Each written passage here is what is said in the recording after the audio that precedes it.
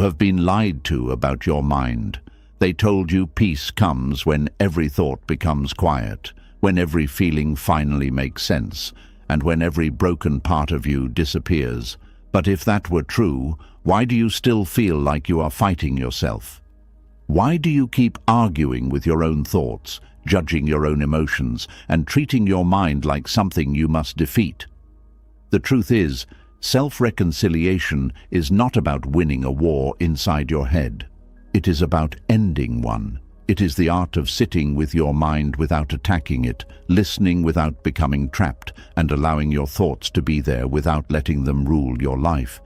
Tonight, as you listen, something inside you will begin to soften. The fight will lose its grip. The noise will stop feeling like an enemy. And slowly, you will learn how to return to yourself, not with shame, not with fear, but with understanding. This is not just a lesson about thinking better. This is the art of self-reconciliation, how to stop fighting your mind. Are you ready? Let's begin. For a long time, you may have believed that peace would finally arrive the moment you fixed your mind, the moment you stopped overthinking, the moment you removed every dark thought, every fear, every contradiction, and every uncomfortable emotion. But what if the real reason you feel exhausted is not because your mind is broken, but because you have been fighting a war inside yourself every single day without realizing it? Something strange happens when a person becomes afraid of their own thoughts. The mind stops feeling like a home and starts feeling like a battlefield. Every emotion becomes suspicious. Every uncomfortable idea feels dangerous. Every moment of sadness feels like proof that something is wrong with you. And slowly, without noticing it, you begin spending your entire life trying to repair every thought that enters your head. The painful part is that most people do not even realize they are doing this. They think they are being responsible. They think they are becoming mentally strong. They think they are fixing themselves. But in reality, they are trapped in a hidden war that never ends. There is a kind of exhaustion that sleep cannot fix. It comes from constantly monitoring your own mind, from waking up every day and immediately checking your emotional weather like a frightened guard standing at the gate of a city under attack. Am I okay today? Why do I feel this way? What if this thought means something bad about me? Why can't I stop thinking about this? Why am I still anxious? Why am I not healed yet? And just like that, the war begins again before the day has even fully started. Many people spend years trying to force themselves into inner perfection. They believe every thought must be positive, every emotion must be controlled, every fear must be removed immediately. But the human mind was never designed to be silent all the time. It was never meant to behave like a machine that only produces calm and rational thoughts. Your mind is alive. It reacts, it remembers, it protects, it worries, it imagines, it predicts danger, it replays pain, it searches for meaning. Sometimes it whispers wisdom, sometimes it panics for no reason at all. And one of the greatest mistakes people make is assuming that every thought deserves to be treated like a serious message. A person can think something frightening and immediately believe they must analyze it. Another person feels anger and instantly believes they are becoming a bad human being. Someone remembers an embarrassing moment from 10 years ago, and suddenly their body reacts as if it happened this morning. The problem is not always the thought itself. The problem is the war that begins afterward. Because once you start fighting every thought, your mind learns something dangerous. It learns that thoughts are threats. And the moment the brain believes thoughts are dangerous, it begins producing even more of them. This is one of the strangest truths about the human mind. The harder you try to force a thought away, the stronger it often becomes. Psychologists sometimes call this the ironic process theory. In simple words, when you desperately try not to think about something, your brain keeps checking to see if the thought is gone. But in checking for the thought, it accidentally keeps bringing the thought back. It is like trying not to think about a red door. The moment someone says, "Do not picture a red door," your mind immediately creates the image. Not because you are broken, but because that is how the mind works. Now apply this to fear. A person says, "I must stop feeling anxious." Suddenly the brain becomes obsessed with checking for anxiety. Another says, "I cannot think negatively." Now the brain constantly scans for negative thoughts. Someone else says, "I should not feel sad anymore." And now sadness becomes the center of attention every hour of the day.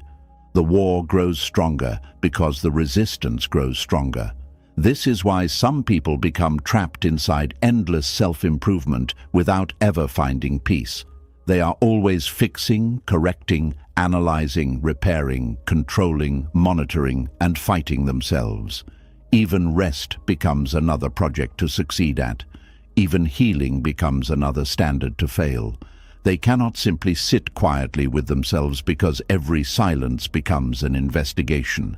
And eventually the mind becomes tired, not weak, not defective, just tired. Tired of being interrogated every moment of the day. There are people who smile in public while secretly living inside mental combat. They look calm on the outside, but internally they are constantly negotiating with their thoughts. They are trying to outthink every fear before it arrives, trying to prevent every emotional discomfort before it appears, trying to become mentally untouchable. But human beings were never meant to live that way. There is a massive difference between awareness and obsession. Awareness notices thoughts. Obsession tries to control every single one. And this hidden obsession often disguises itself as self-discipline. A person believes they are becoming mentally strong because they constantly criticize themselves. They think harsh self-monitoring will protect them from failure. They believe inner pressure will keep them safe from rejection or mistakes. But eventually they stop feeling alive. Their mind becomes a courtroom where every thought is placed on trial. You should not feel this. You should be over this already. Why are you still thinking like this? What is wrong with you? Normal people do not think this way. The saddest part is that many people speak to themselves with a cruelty they would never use on another human being. A friend could come to them in pain, confused, anxious, and exhausted, and they would respond with kindness. But when the same suffering appears inside their own mind, they respond with punishment. This is how inner wars survive for years, not because the mind is evil, but because the person has unknowingly turned against themselves. Sometimes the mind produces painful thoughts because it is trying to protect you from danger. Sometimes anxiety is an alarm system that became overactive after too much stress. Sometimes overthinking is the brain attempting to create certainty in an uncertain world. Sometimes emotional numbness is the nervous system trying to survive exhaustion. But instead of listening gently, people attack themselves for having these reactions at all, and that attack creates even more suffering than the original thought. There is also another hidden pain in trying to fix every thought. You begin losing trust in yourself. You stop experiencing your own mind naturally because everything becomes filtered through fear and correction. Even joy becomes suspicious. Even peace feels temporary. You begin waiting for the next bad thought like someone waiting for another storm after brief sunlight. This creates a nervous relationship with your own inner world. You no longer feel safe inside yourself. And when a person stops feeling safe within themselves, they often become addicted to distraction. Constant scrolling, constant noise, constant stimulation, constant productivity. Anything to avoid sitting alone with the mind they no longer trust. But avoidance does not heal the war. It only delays the confrontation. Eventually, the silence returns, and when it does, many people discover something heartbreaking. They have spent so much time trying to control their thoughts that they no longer know how to simply be with themselves. This is why self-reconciliation is so important, not self-perfection, not emotional control, reconciliation. Reconciliation means ending the war. It means realizing that thoughts are not enemies invading your mind. They are experiences passing through awareness. Some are useful, some are meaningless. Some are emotional echoes from old pain. Some are fears created by exhaustion. Some are random mental noise. But not every thought deserves panic. Not every thought deserves analysis. Not every thought deserves a fight. One of the quietest forms of wisdom is learning how to let a thought exist without immediately reacting to it. This does not mean becoming passive or careless. It means understanding that your mind sometimes produces storms that do not need to become identities. A fearful thought does not automatically mean you are weak. An angry thought does not automatically make you cruel. A strange thought does not automatically define your character. A doubtful thought does not automatically predict your future. Thoughts are not always truths. Sometimes they are weather patterns moving across the sky of the mind. And the moment you stop treating every cloud like a catastrophe, the inner world begins to calm down. There is something deeply healing about realizing you do not have to attend every argument your mind invites you into. You do not have to spend 3 hours trying to eliminate one uncomfortable emotion. You do not have to solve your entire life every time anxiety appears. You do not have to become mentally perfect before you deserve peace. Many people are waiting for complete inner certainty before allowing themselves to relax. But certainty is not how peace is found. Peace is found when you stop demanding impossible levels of control over your own humanity. Even Marcus Aurelius, one of the greatest Stoic thinkers in history, struggled with his own thoughts. His private writings reveal someone constantly reminding himself how to think clearly, how to stay grounded, how to return to reason. Not because he was weak, but because being human means having an active and emotional mind. The goal was never to eliminate the mind. The goal was to stop becoming enslaved by it, and there is a difference. A person enslaved by the mind believes every thought instantly. They react to every fear. They obey every emotional impulse. Their inner world controls the direction of their entire life. But a reconciled person develops a gentler relationship with thought itself. They begin noticing thoughts instead of drowning inside them. They create space between awareness and reaction. They stop treating themselves like broken machines that need constant repair. And something beautiful starts happening in that space. Breathing becomes easier. Silence becomes less threatening. Emotions become less terrifying. The nervous system slowly learns that not every thought is an emergency. This does not happen overnight. Years of inner fighting do not disappear in one evening. But every time you choose observation over panic, compassion over punishment, presence over obsession, the war weakens a little more. You start becoming someone your own mind can finally rest beside. And perhaps this is what so many people secretly need most. Not another technique to control themselves, not another impossible standard, not another exhausting battle against their own thoughts, but permission to be human without turning humanity into failure. Because there is a version of peace that does not come from dominating the mind. It comes from no longer being afraid of it. And maybe tonight, for the first time in a very long time, you can stop trying to fix every thought that passes through you. Maybe you can simply let your mind breathe.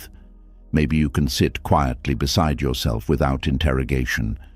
Maybe you can understand that healing is not becoming thoughtless. It is becoming less hostile toward your own inner experience. The war does not end because every thought disappears. The war ends because you finally stop attacking yourself for having them. And once you begin to see that the war does not end by forcing every thought to disappear, another truth quietly rises to the surface. The mind does not become peaceful when it is threatened. It becomes louder, it becomes more restless, it becomes more desperate to be heard. This is where many people get trapped without knowing it, because the harder they attack their own mind, the more their mind seems to shout back. There is a painful kind of noise that comes from being at war with yourself. It is not always loud on the outside. You may still smile, answer messages, go to work, cook food, talk to people, and look perfectly fine. But inside, there is a constant pressure, as if your own thoughts are knocking against a locked door, begging for attention. And the more you say, "Go away," the harder they knock. This is one of the hidden reasons your mind becomes louder when you treat it like an enemy. A thought that feels rejected does not always leave. Sometimes it returns with more force. A feeling that is pushed away does not always disappear. Sometimes it grows teeth. A fear that is mocked, hated, or buried does not always become silent.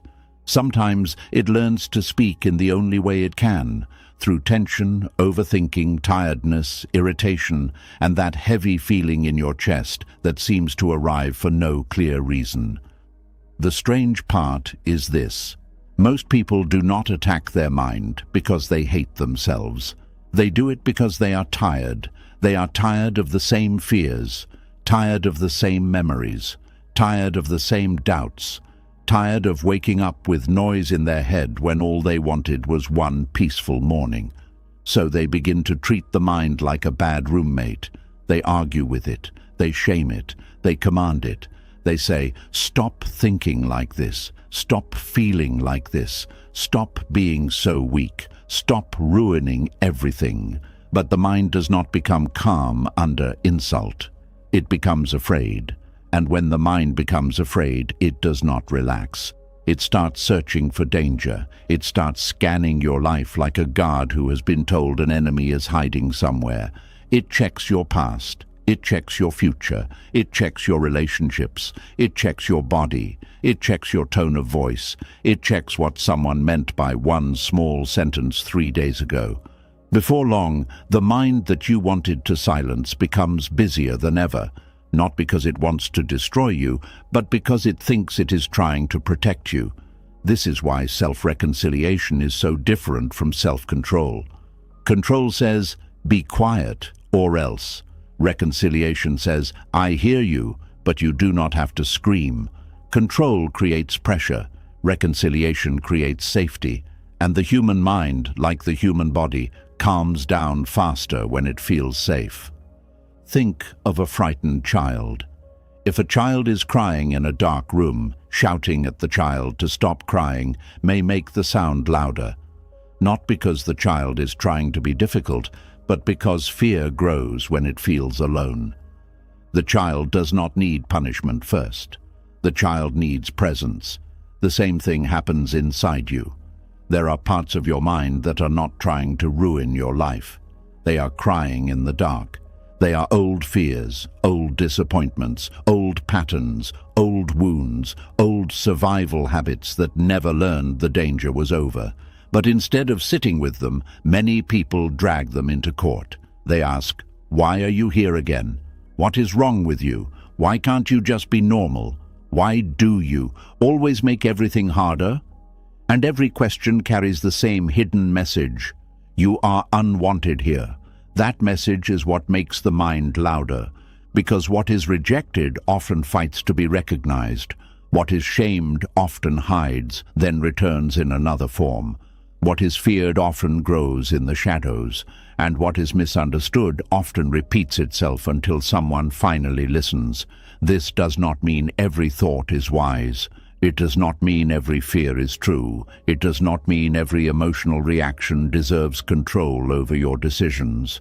But it does mean that fighting the mind blindly often creates the very noise you are trying to escape. There are people who believe their mind is attacking them, when in reality their mind is overloaded. It has carried too much for too long. Too many unfinished conversations. Too many swallowed feelings. Too many moments where they said, "I'm fine," when they were not fine. Too many times they had to stay strong because there was no room to fall apart. And then one day, the mind becomes loud, and instead of asking what it has been carrying, they accuse it of being broken. But a loud mind is not always a broken mind. Sometimes it is a crowded mind. Sometimes it is a tired mind. Sometimes it is a mind full of emotions that were never given a safe place to land. You may notice this at night. During the day, noise keeps you busy. Responsibilities distract you. People need you. Your phone keeps calling your attention. But when night comes and the world becomes quiet, the mind finally finds space to speak. And because it has been ignored all day, it does not whisper gently. It brings everything at once: the regret, the worry, the memory, the fear, the question, the future, the mistake, the possibility that something is wrong. And you may think, why is my mind doing this to me? But perhaps the better question is, what has my mind been trying to tell me that I keep refusing to hear? This question changes everything, because the moment you stop treating your mind like an enemy, curiosity replaces hostility. You stop entering your inner world with a weapon. You begin entering it with a lamp. You are no longer trying to destroy what you find. You are trying to understand why it is there. And understanding has a quiet power. A thought that once felt terrifying may become less powerful when you recognize it as fear, not prophecy. A memory that once felt like punishment may become a sign that something in you still needs kindness. A doubt that once felt like proof of weakness may become evidence that you care deeply about making the right choice.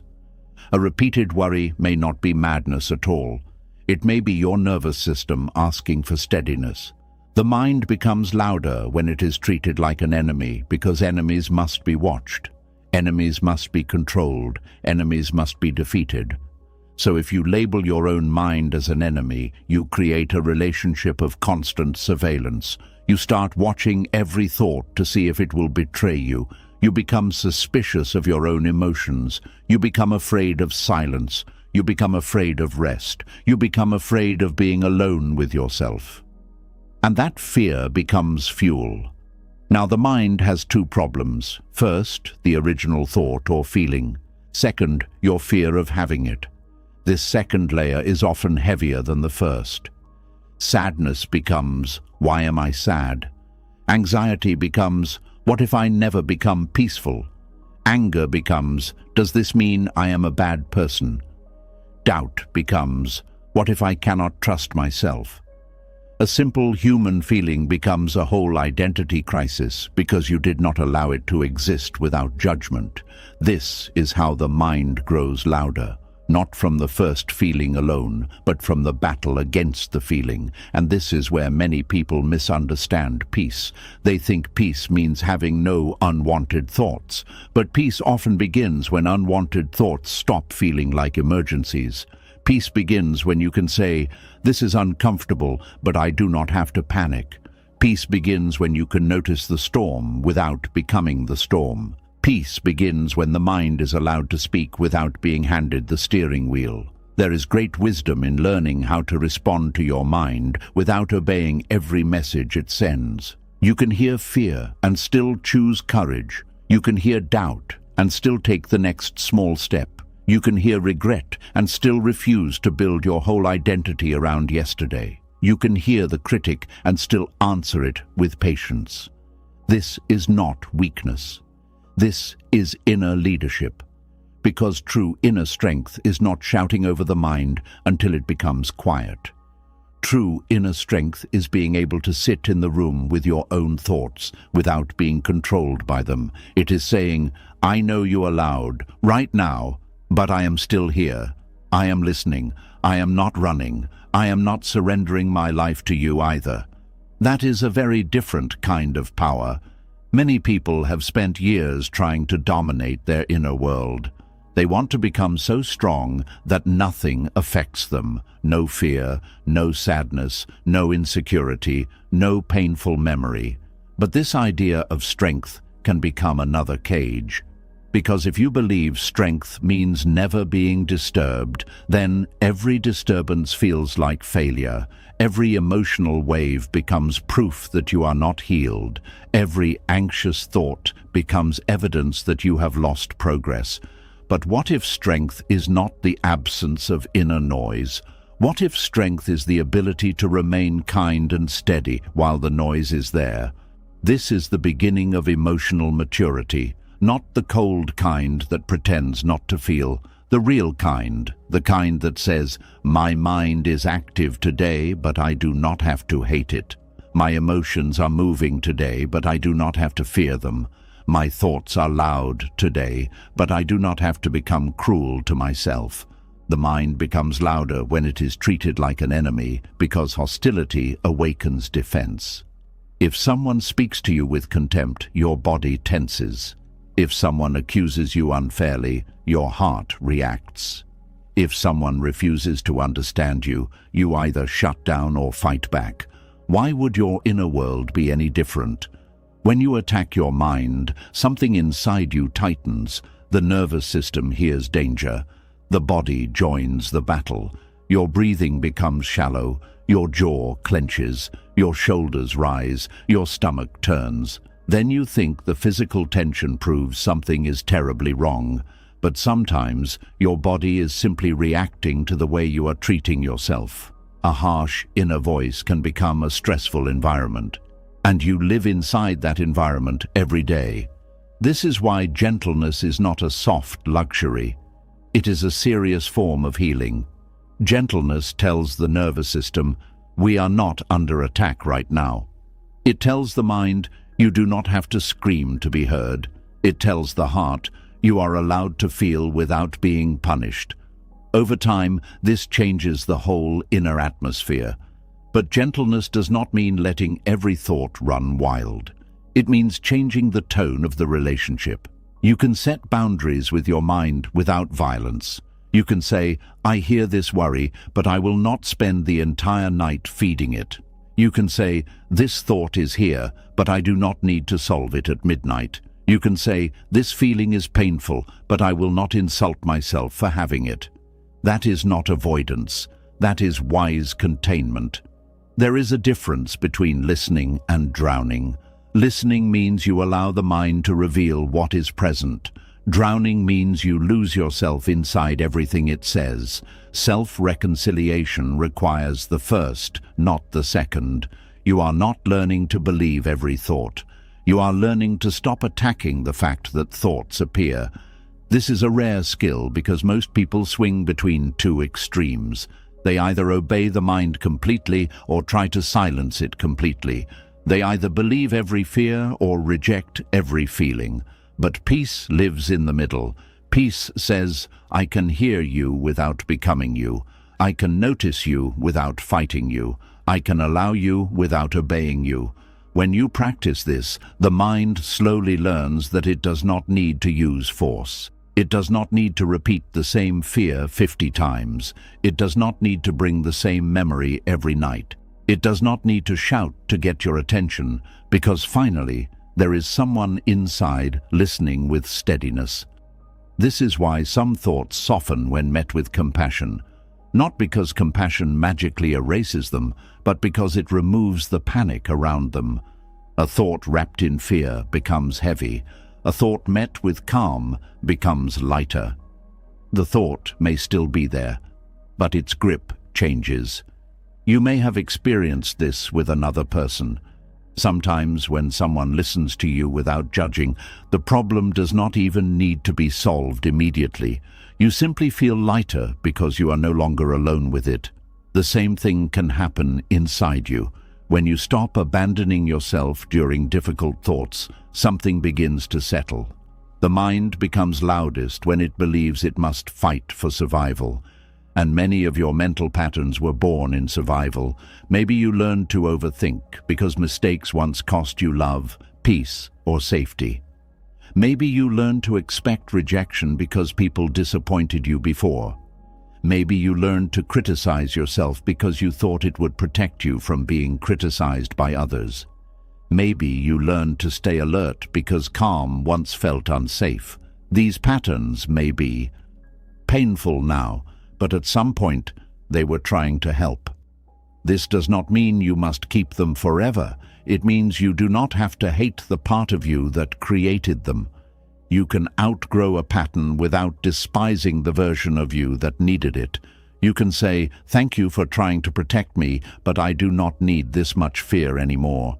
You can say, "I understand why you became loud, but we are learning a new way now." This is the language of reconciliation, not "shut up," not "go away," not "what is wrong with me," but "I understand why you are here, and I will not let you control everything." There is deep freedom in that sentence, because many people are not suffering only from their thoughts. They are suffering from the belief that having those thoughts makes them unacceptable. They are not only anxious, they are ashamed of being anxious. They are not only sad, they are embarrassed by their sadness. They are not only doubtful, they are angry at themselves for doubting. So the mind becomes a place where every feeling is followed by punishment, and punishment never creates safety. It creates hiding. Parts of you begin to hide from your own awareness. Pain becomes disguised as irritability. Fear becomes disguised as control. Loneliness becomes disguised as independence. Exhaustion becomes disguised as productivity. And because the real feeling is not welcomed, it finds other ways to speak. That is why treating the mind like an enemy can make life confusing. You are not hearing the real message anymore. You are only hearing the distorted sound of emotions that had to disguise themselves to survive your judgment. But when you soften, the truth becomes easier to hear. You may discover that beneath your anger was hurt. Beneath your overthinking was a need for security. Beneath your control was fear of losing what matters. Beneath your self-criticism was a desperate wish to become better. Beneath your restlessness was grief you never gave time to breathe. And when you understand this, the mind stops looking like a monster. It starts looking like a messenger. Again, not every message must be followed. Some messages are old, some are exaggerated, some are shaped by fear. Some are not useful for the life you are building now, but when you stop attacking the messenger, you can finally read the message clearly. This is how peace becomes possible, not by crushing the mind, but by changing your position toward it. You move from enemy to witness, from judge to listener, from fighter to guide, from jailer to caretaker, and little by little, your inner world becomes less hostile. There will still be loud days. There will still be nights when your thoughts come knocking. There will still be moments when an old fear rises and tries to convince you that nothing has changed. But you will not meet it the same way. You will not immediately become violent toward yourself. You will not turn one hard moment into a final verdict on your healing. You will breathe. You will notice. You will make room. You will answer with steadiness. And maybe for the first time, your mind will begin to trust you. That is one of the most beautiful parts of self-reconciliation. You are not only learning to trust your mind is learning to trust you. It is learning that you will not attack it every time it brings discomfort. It is learning that you will not abandon yourself when fear appears. It is learning that you can handle difficult thoughts without turning them into a war. And when the mind trusts you, it does not need to shout as much. The noise may not vanish all at once, but it begins to lose its sharpness. The same thoughts may pass through, but they do not cut as deeply. The same worries may arise, but they do not command your whole body. The same memories may appear, but they do not drag you back into the past with the same force. This is not because you defeated the mind. It is because you stopped threatening it. A person does not become peaceful by becoming empty inside. A person becomes peaceful by becoming safe inside, safe enough to feel without panic, safe enough to think without spiraling, safe enough to remember without collapsing, safe enough to be human without turning every inner movement into a problem. So when your mind becomes loud, do not rush to call it your enemy. Pause. Let there be a little space. Ask yourself, what is this noise trying to protect? What is it afraid I will not notice? What pain is asking for attention beneath this thought? These questions do not make you weak, they make you wise, because the mind that is treated with war becomes a battlefield, but the mind that is treated with patient understanding can become a place of return. And as this lesson settles into you, carry this truth gently. Your mind is not always trying to hurt you. Sometimes it is trying, in its confused and frightened way, to bring you back to something that needs care. The answer is not to attack it harder. The answer is to become the kind of presence that your own thoughts no longer need to scream for. That is where the volume begins to lower. That is where the fight begins to loosen. That is where you stop living as a guard inside your own head and begin living as a friend within yourself. And after a person stops treating the mind like an enemy, another quiet transformation begins to unfold. The thoughts may still appear, the fears may still visit, old memories may still knock at the door at strange hours of the night, but something inside starts changing. There is suddenly a little more space between the thought and the reaction, a little more breathing room between the noise and the panic. And this is where one of the rarest forms of peace begins to enter a human life, the ability to listen without immediately believing. Most people never learn this skill. The moment a thought appears, they accept it as truth. If the mind says, "You are failing," they feel defeated. If the mind says, "Something bad is going to happen," they begin preparing for disaster. If the mind says, "You are not enough," they carry the weight of shame as if it were reality carved into stone. But the human mind is not a perfect narrator. It is influenced by fear, exhaustion, memory, stress, insecurity, past pain, biology, loneliness, and survival instincts.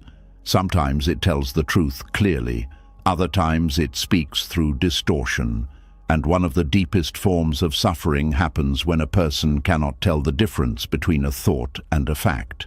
There is a quiet exhaustion that comes from believing every sentence your mind whispers to you. It turns daily life into emotional quicksand. A simple mistake becomes proof that your whole future is collapsing. One awkward conversation becomes evidence that everyone secretly dislikes you. One difficult season becomes a prediction that happiness will never return. And because thoughts move so quickly, many people never pause long enough to question them. They react instantly. The thought appears, and the body obeys. Fear rises, and the heart races. Doubt appears, and confidence disappears. Shame arrives, and the shoulders become heavy. It all happens so fast that the person assumes the thought must be true simply because it feels powerful. But feelings are not always facts. This is one of the hardest truths for many people to accept because emotions can feel incredibly convincing. Anxiety feels like danger, shame feels like truth, regret feels permanent, fear feels prophetic. But the intensity of a feeling does not automatically make it accurate. A tired mind can create dark conclusions. A lonely heart can assume abandonment where there is none. An anxious nervous system can mistake uncertainty for catastrophe. A wounded memory can replay old pain and present it as current reality. This is why listening without immediately believing is such a rare piece. It interrupts the automatic chain reaction between thought and suffering. A thought appears. You are falling behind in life. Before, you may have instantly believed it.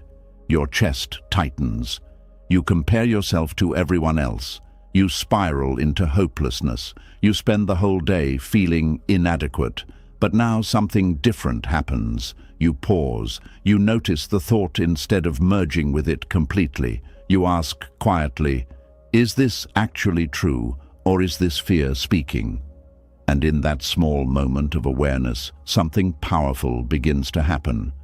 The thought loses some of its control over you, not because you forced it away, not because you argued aggressively with it, but because you stopped kneeling before every thought as if it were absolute truth. Many people have never experienced this kind of inner freedom. They have spent years living under the dictatorship of automatic thinking. Every mental sentence becomes an order.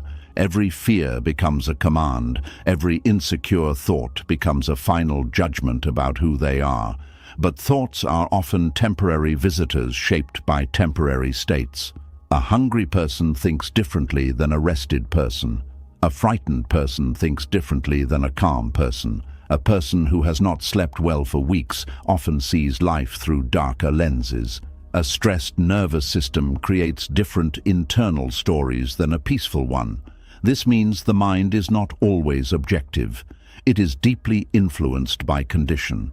Think about how different your thoughts become when you are overwhelmed compared to when you are emotionally safe.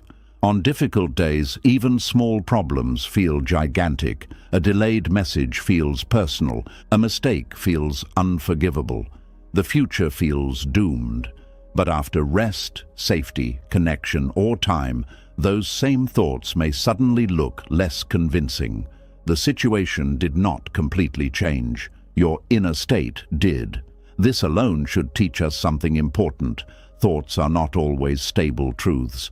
They are often reflections of temporary emotional weather, and yet so many people build entire identities around passing mental storms. A person thinks, "I am unlovable," during a painful season and treats it as a permanent fact. Another thinks, "I will never heal," during a difficult night and assumes the future is already decided. Someone else thinks, "I always ruin everything," after one mistake and carries that sentence for years. The mind can create prisons out of temporary emotions when no one questions the thoughts entering the room. But listening without immediately believing creates a doorway out of those prisons. It allows you to observe the mind with curiosity instead of surrendering to it blindly. It teaches you that a thought can exist without becoming your identity. It reminds you that the mind produces stories constantly, but not all stories deserve authority. This is where many people misunderstand self-awareness. They think self-awareness means analyzing every thought endlessly. But true awareness is often quieter than that. It is the ability to notice thoughts without instantly becoming emotionally trapped inside them. There is wisdom in saying, "This thought is present, but I do not need to decide right now whether it is true." That sentence alone can calm enormous amounts of suffering, because urgency is one of the mind's favorite tricks. The mind often speaks with emotional intensity to convince you that immediate reaction is necessary. Fix this now. Panic now. Figure this out immediately. You must solve this tonight. But many thoughts lose power when they are given time instead of instant obedience. Sometimes a thought that feels terrifying at midnight becomes much smaller by morning. Not because you solved your entire life overnight, but because emotional intensity changed. The nervous system settled, the storm passed. This is why emotionally exhausted people often make harsh conclusions about themselves. The mind becomes less balanced under pressure. Fear becomes louder. Catastrophizing increases. Small uncertainties become enormous threats. And if you believe every thought during those moments, you can accidentally create suffering that did not need to exist. The Stoics understood this deeply.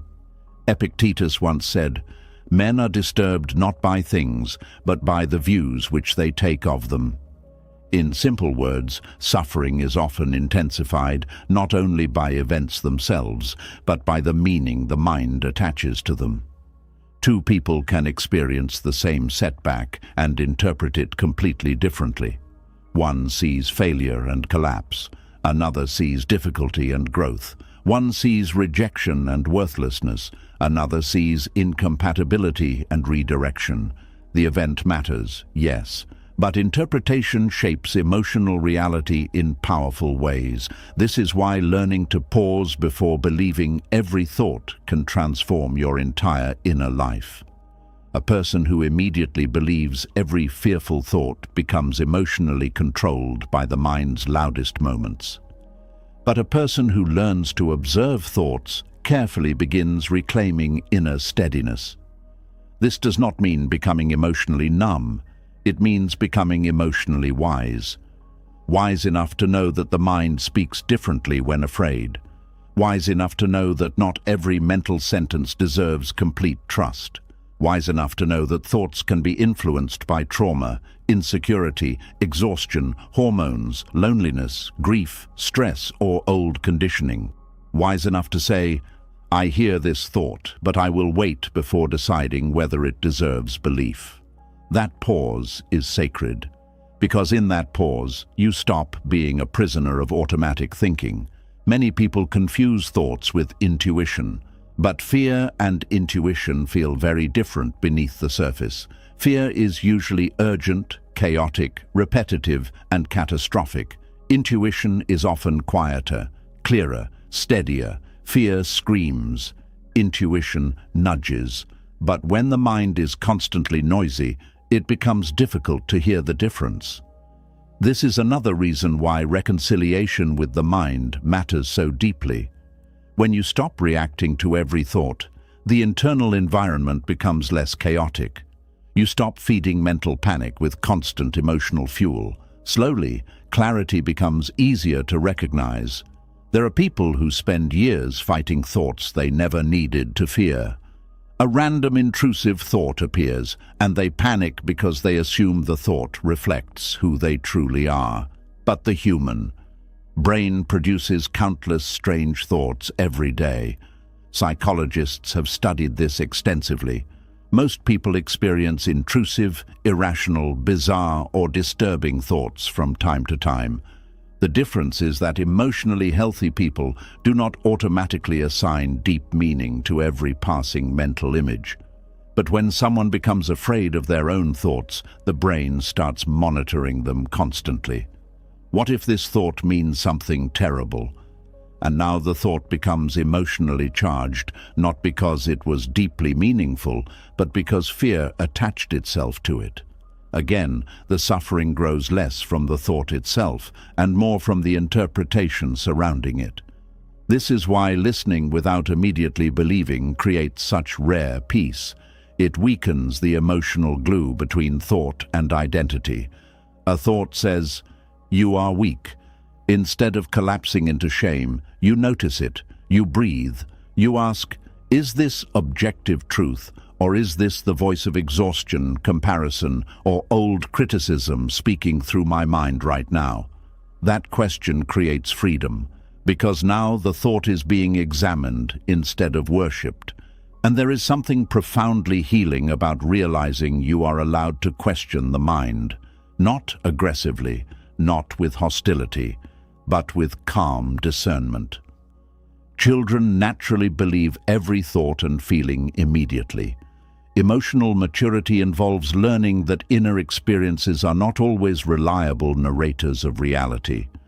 Just because something feels true in a painful moment does not mean it reflects the whole truth about your life. This understanding becomes especially important during emotional pain. When someone is grieving, the mind may whisper, "You will never feel joy again." When someone is heartbroken, the mind may say, "No one will ever love you." During depression, the mind often creates hopeless narratives about the future. During anxiety, the mind predicts disaster constantly. But emotional states heavily color perception. A frightened mind often sees frightening futures. A wounded mind often sees rejection everywhere.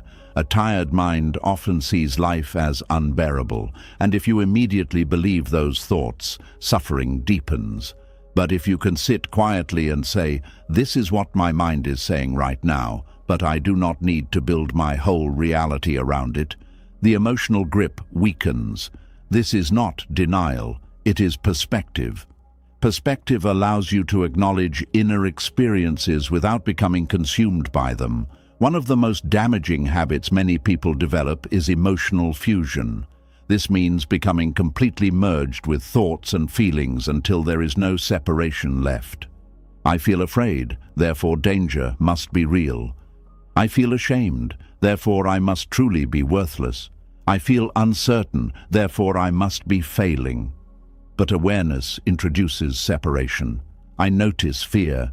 I notice shame. I notice uncertainty. Notice how different that feels. You are no longer becoming the emotion completely. You are observing it. That observation creates breathing space, and within that breathing space, peace has room to grow. Many spiritual traditions understood this long before modern psychology explained it scientifically. Buddhist teachings often describe thoughts as clouds passing through the sky of awareness. Stoic teachings encourage observing impressions before agreeing with them. Even modern cognitive therapy teaches that thoughts should be examined rather than automatically accepted. Across different philosophies and disciplines, the message remains similar. Thoughts are experiences, not commands, and this realization changes the way you move through life. You stop reacting impulsively to every mental storm. You stop making permanent decisions based on temporary emotional states. You stop treating every insecurity like prophecy. You stop assuming your darkest thoughts reveal your deepest truth. Instead, you become more grounded. You become slower to panic. You become gentler with yourself during difficult moments. This gentleness matters deeply because many people are terrified of their own mind. They believe if they stop controlling thoughts aggressively, everything will collapse. But often the opposite happens. When the mind is given room to breathe without immediate judgment, it becomes less frantic.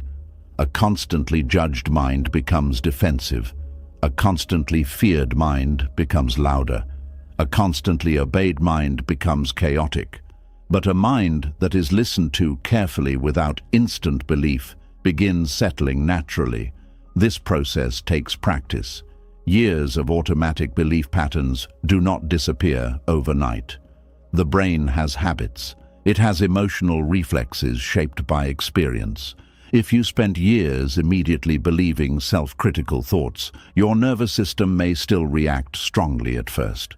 But every time you pause before attaching yourself to a thought, you weaken the old pattern slightly.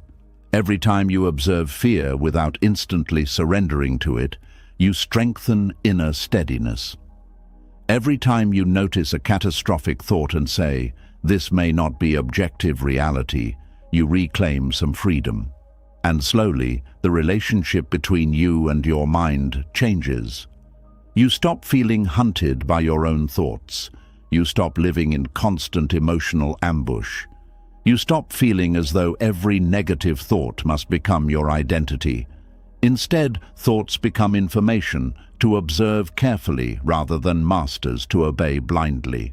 This creates a much calmer internal world, not because painful thoughts vanish forever, but because you stop granting them total authority over your emotional life. There is another hidden piece here too. When you stop believing every thought immediately, you stop taking yourself to emotional extremes constantly. A single mistake no longer means you are a failure. A difficult day no longer means your life is ruined. An uncertain future no longer guarantees disaster. One uncomfortable emotion no longer defines your worth. This creates emotional balance. And emotional balance allows healing to happen more naturally, because healing struggles to grow inside constant panic. The nervous system needs moments of safety to repair itself. But if every fearful thought becomes an emergency, the body stays trapped in chronic stress. The mind remains hypervigilant. Rest becomes impossible. Listening without immediately believing interrupts that cycle. It allows the nervous system to say, "Maybe we are not in danger right now." That sentence alone can soften years of inner tension. There is great courage in not reacting instantly to fear, great wisdom in allowing uncertainty to exist without rushing to catastrophic conclusions, great maturity in realizing that thoughts are influenced by countless invisible forces and therefore deserve reflection, not blind obedience. This does not mean becoming passive. It means becoming intentional. You are no longer dragged around by every passing mental wave. You begin choosing what deserves your energy. You begin noticing which thoughts create clarity and which thoughts only create suffering. You begin recognizing the difference between reflection and rumination. Reflection leads toward understanding. Rumination traps you in circles, and often the key difference is whether you are observing thoughts calmly or automatically believing every painful sentence the mind produces. One path creates wisdom, the other creates exhaustion. Perhaps this is why so many people feel mentally tired all the time. They are carrying every thought as if it were a stone that must be held forever. They do not know they are allowed to set some thoughts down. They do not know they are allowed to question fear. They do not know they are allowed to say, "This thought may simply be passing through." But you are allowed. You are allowed to listen without surrendering, allowed to observe without collapsing, allowed to feel without immediately creating an identity from the feeling, allowed to experience thoughts without turning every one of them into truth. This is one of the quietest freedoms a human being can discover, because eventually you realize something life-changing.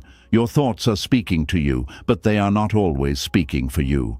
And when that understanding finally settles into the heart, the mind begins losing some of its frightening power. The noise becomes less absolute. The fear becomes less convincing. The storms become more survivable. Not because you became emotionless, not because your mind became perfectly silent, but because you finally learned the rare peace of listening without immediately believing everything you hear inside yourself. And once you begin learning how to listen to your mind without immediately believing every fearful thought, another painful pattern slowly reveals itself. Many people are not only suffering from inner conflict, they are suffering because they have turned that conflict into evidence that something is wrong with them. The moment confusion appears, they call themselves broken. The moment fear returns, they decide they are failing. The moment old emotions rise again, they assume all their progress was fake. This is where so much hidden pain begins, not inside the conflict itself, but inside the meaning people attach to it. There is a quiet heartbreak that happens when a person believes they must always feel certain, calm, confident, and emotionally stable in order to be worthy of peace. The moment their inner world becomes messy, they panic. The moment contradiction appears, they think they are losing themselves. They do not see inner conflict as part of being human. They see it as proof of personal failure. But the human mind was never designed to move through life without conflict. A person can love someone deeply and still feel angry at them sometimes. A person can be grateful for life and still feel tired. A person can heal enormously and still have difficult days. A person can know the right decision logically and still feel emotionally afraid to make it. None of these things make you weak. They make you human. Yet many people secretly believe they should have already outgrown their struggles completely. They think healing means never doubting again, never overthinking again, never feeling anxious again, never getting emotionally overwhelmed again. So when normal human emotions return, they immediately assume they have failed. This creates enormous emotional pressure. Now every difficult feeling becomes more than a feeling. It becomes a verdict. Sadness becomes, "I am not getting better." Fear becomes, "I am mentally weak." Confusion becomes, "I do not know who I am." Stress becomes, "I cannot handle life." And because the mind attaches identity to temporary emotional states, people begin carrying shame for experiences that were never meant to define them. This is one of the cruelest things the inner critic does. It takes ordinary human struggle and turns it into character assassination. You feel tired for a week, and suddenly the mind says, "You are lazy." You feel uncertain during a hard season, and the mind says, "You are lost." You make a mistake, and the mind says, "You ruin everything." You have one emotional relapse, and the mind whispers, "You will never change." The mind often speaks in absolutes during emotional pain. Always, never, everyone, no one, forever, completely. These words feel convincing when emotions are heavy, but emotional pain often narrows perception. It reduces the enormous complexity of a human life into one painful conclusion. And this is where self-reconciliation becomes deeply important, because reconciliation teaches you to stop treating inner struggle as proof of personal failure. There is a major difference between experiencing conflict and becoming defined by it. A person can feel fear without becoming a fearful person. A person can experience confusion without becoming lost forever. A person can struggle emotionally without being broken. A person can carry wounds without being ruined. But when someone constantly interprets every emotional difficulty as evidence against themselves, the suffering multiplies. Now they are not only carrying pain, they are carrying shame about the pain, and shame changes everything. Pain says, "This hurts." Shame says, "Something is wrong with me for hurting." Pain seeks care, shame seeks hiding. This is why many people become trapped inside emotional isolation. They do not just want relief from their thoughts, they want relief from the belief that their thoughts make them defective. There are people walking around every day smiling politely while secretly feeling ashamed of their own mind, ashamed of how much they overthink, ashamed of how emotional they are, ashamed of how hard it is for them to feel calm, ashamed that old wounds still affect them, ashamed that healing is taking longer than they expected. But healing is not a straight staircase. It moves in circles sometimes. There are days when you feel strong and clear. Then suddenly an old emotion returns, and it feels as though you went backward. But going backward, emotionally, does not always mean you are failing. Sometimes it means deeper layers are finally surfacing. A wound can only heal properly once it is allowed into awareness. This is why emotional resurfacing is often misunderstood. People think the return of pain means the absence of healing, but often the opposite is true. Sometimes the nervous system only releases deeper feelings once it finally feels safe enough to process them. A person who was emotionally numb for years may suddenly begin feeling sadness intensely. They think something is wrong because they are crying more than before. But perhaps numbness was never peace. Perhaps it was survival. A person who always stayed emotionally strong may suddenly feel exhausted and vulnerable. They think they are becoming weaker, but perhaps their body is finally admitting how much pressure it has been carrying for years. Inner conflict does not automatically mean collapse. Sometimes it means honesty is beginning. Many people spent so much of their lives trying to appear fine that they forgot how to recognize authentic emotional movement. They learned to measure success by emotional control. Calm meant success. Emotional struggle meant failure. But emotional suppression is not the same as emotional health. A silent mind is not always a peaceful mind. Sometimes silence is exhaustion. Sometimes silence is disconnection. Sometimes silence is emotional shutdown. Real healing is not becoming incapable of struggle. It is becoming capable of meeting struggle without turning against yourself. This is a massive difference. One path creates shame. The other creates resilience. Resilience is not the absence of inner conflict. Resilience is the ability to move through inner conflict without losing compassion for yourself. And compassion becomes difficult when perfectionism controls your inner standards. Perfectionism is not only about achievement. Many people have emotional perfectionism. They believe they should always think correctly, respond maturely, heal quickly, stay positive, and remain emotionally balanced all the time. So when life naturally disrupts them, they feel embarrassed by their humanity. But the mind cannot heal properly under constant judgment.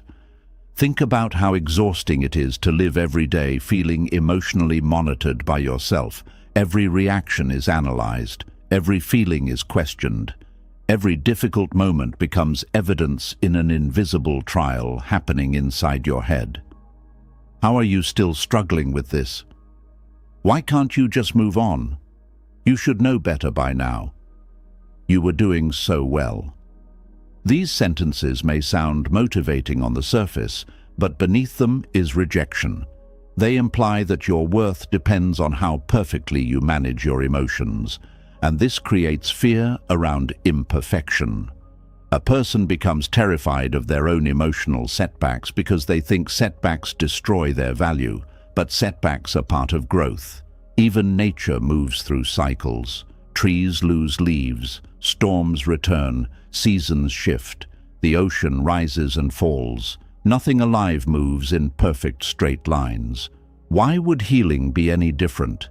Yet modern culture quietly teaches people that emotional struggle should be solved quickly. Everyone wants transformation immediately. Fix the anxiety, heal the trauma, become confident, become peaceful, become productive, become emotionally optimized. And when real human healing takes time, people start feeling defective. But healing is not a machine repair, it is a relationship. A relationship between awareness, pain, memory, nervous system, identity, compassion, and time. Some parts of you learned fear slowly.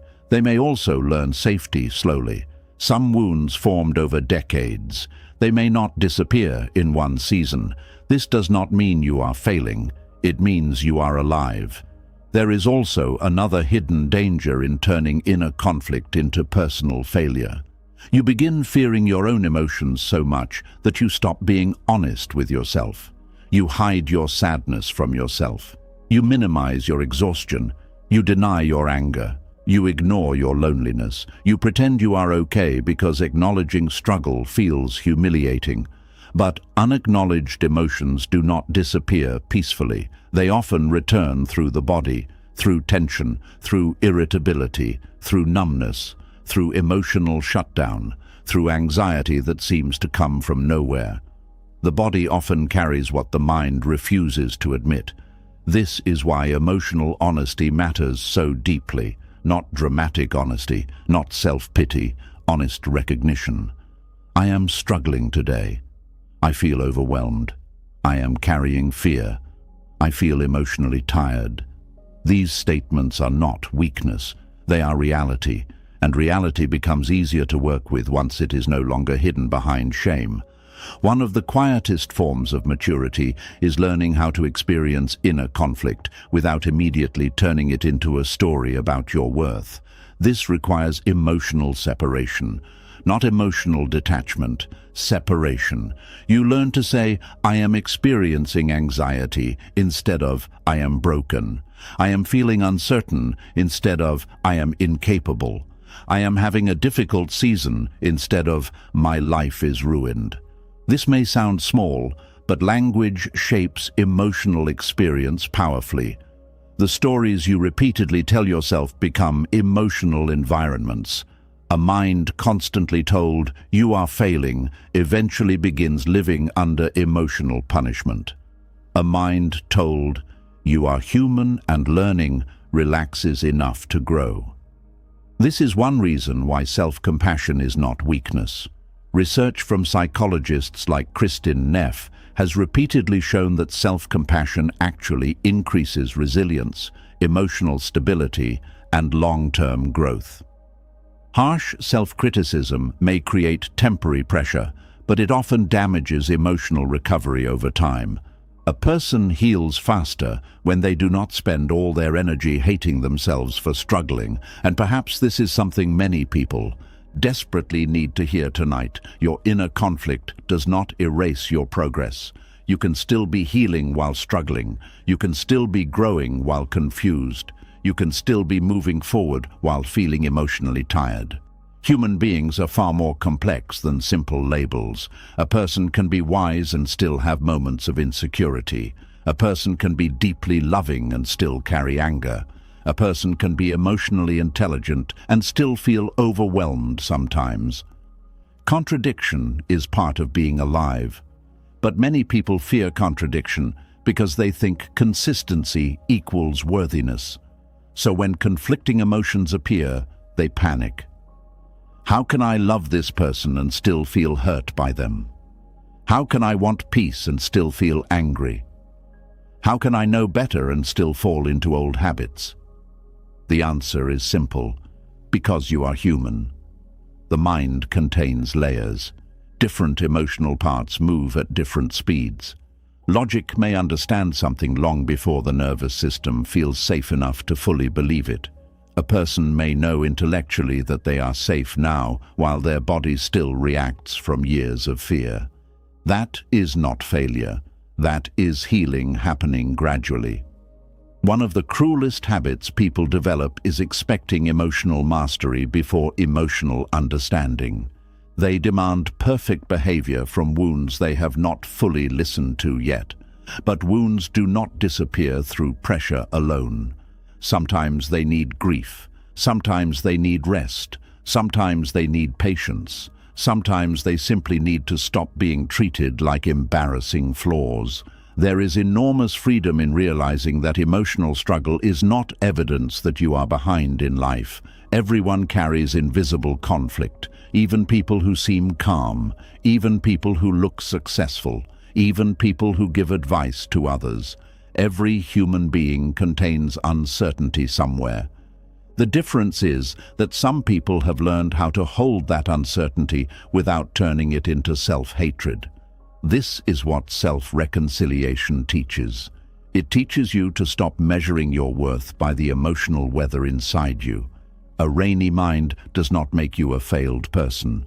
A difficult season does not erase your goodness. A painful memory does not cancel your future. An anxious day does not destroy your healing. The mind often tries to simplify identity during emotional pain.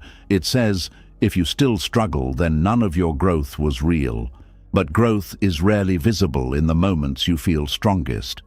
Growth is often revealed in how you treat yourself during difficult moments. Can you remain gentle with yourself while confused? Can you avoid emotional violence during fear? Can you stay present during discomfort?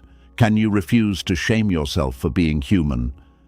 These are deeper forms of progress than constant emotional perfection. And perhaps one of the most healing realizations is this: inner conflict often means you care deeply. People who feel conflict about their choices usually care about doing what is right. People who wrestle emotionally often care deeply about others. People who overthink are often trying desperately not to cause harm or make painful mistakes. Their problem is not lack of care, it is excessive fear around imperfection.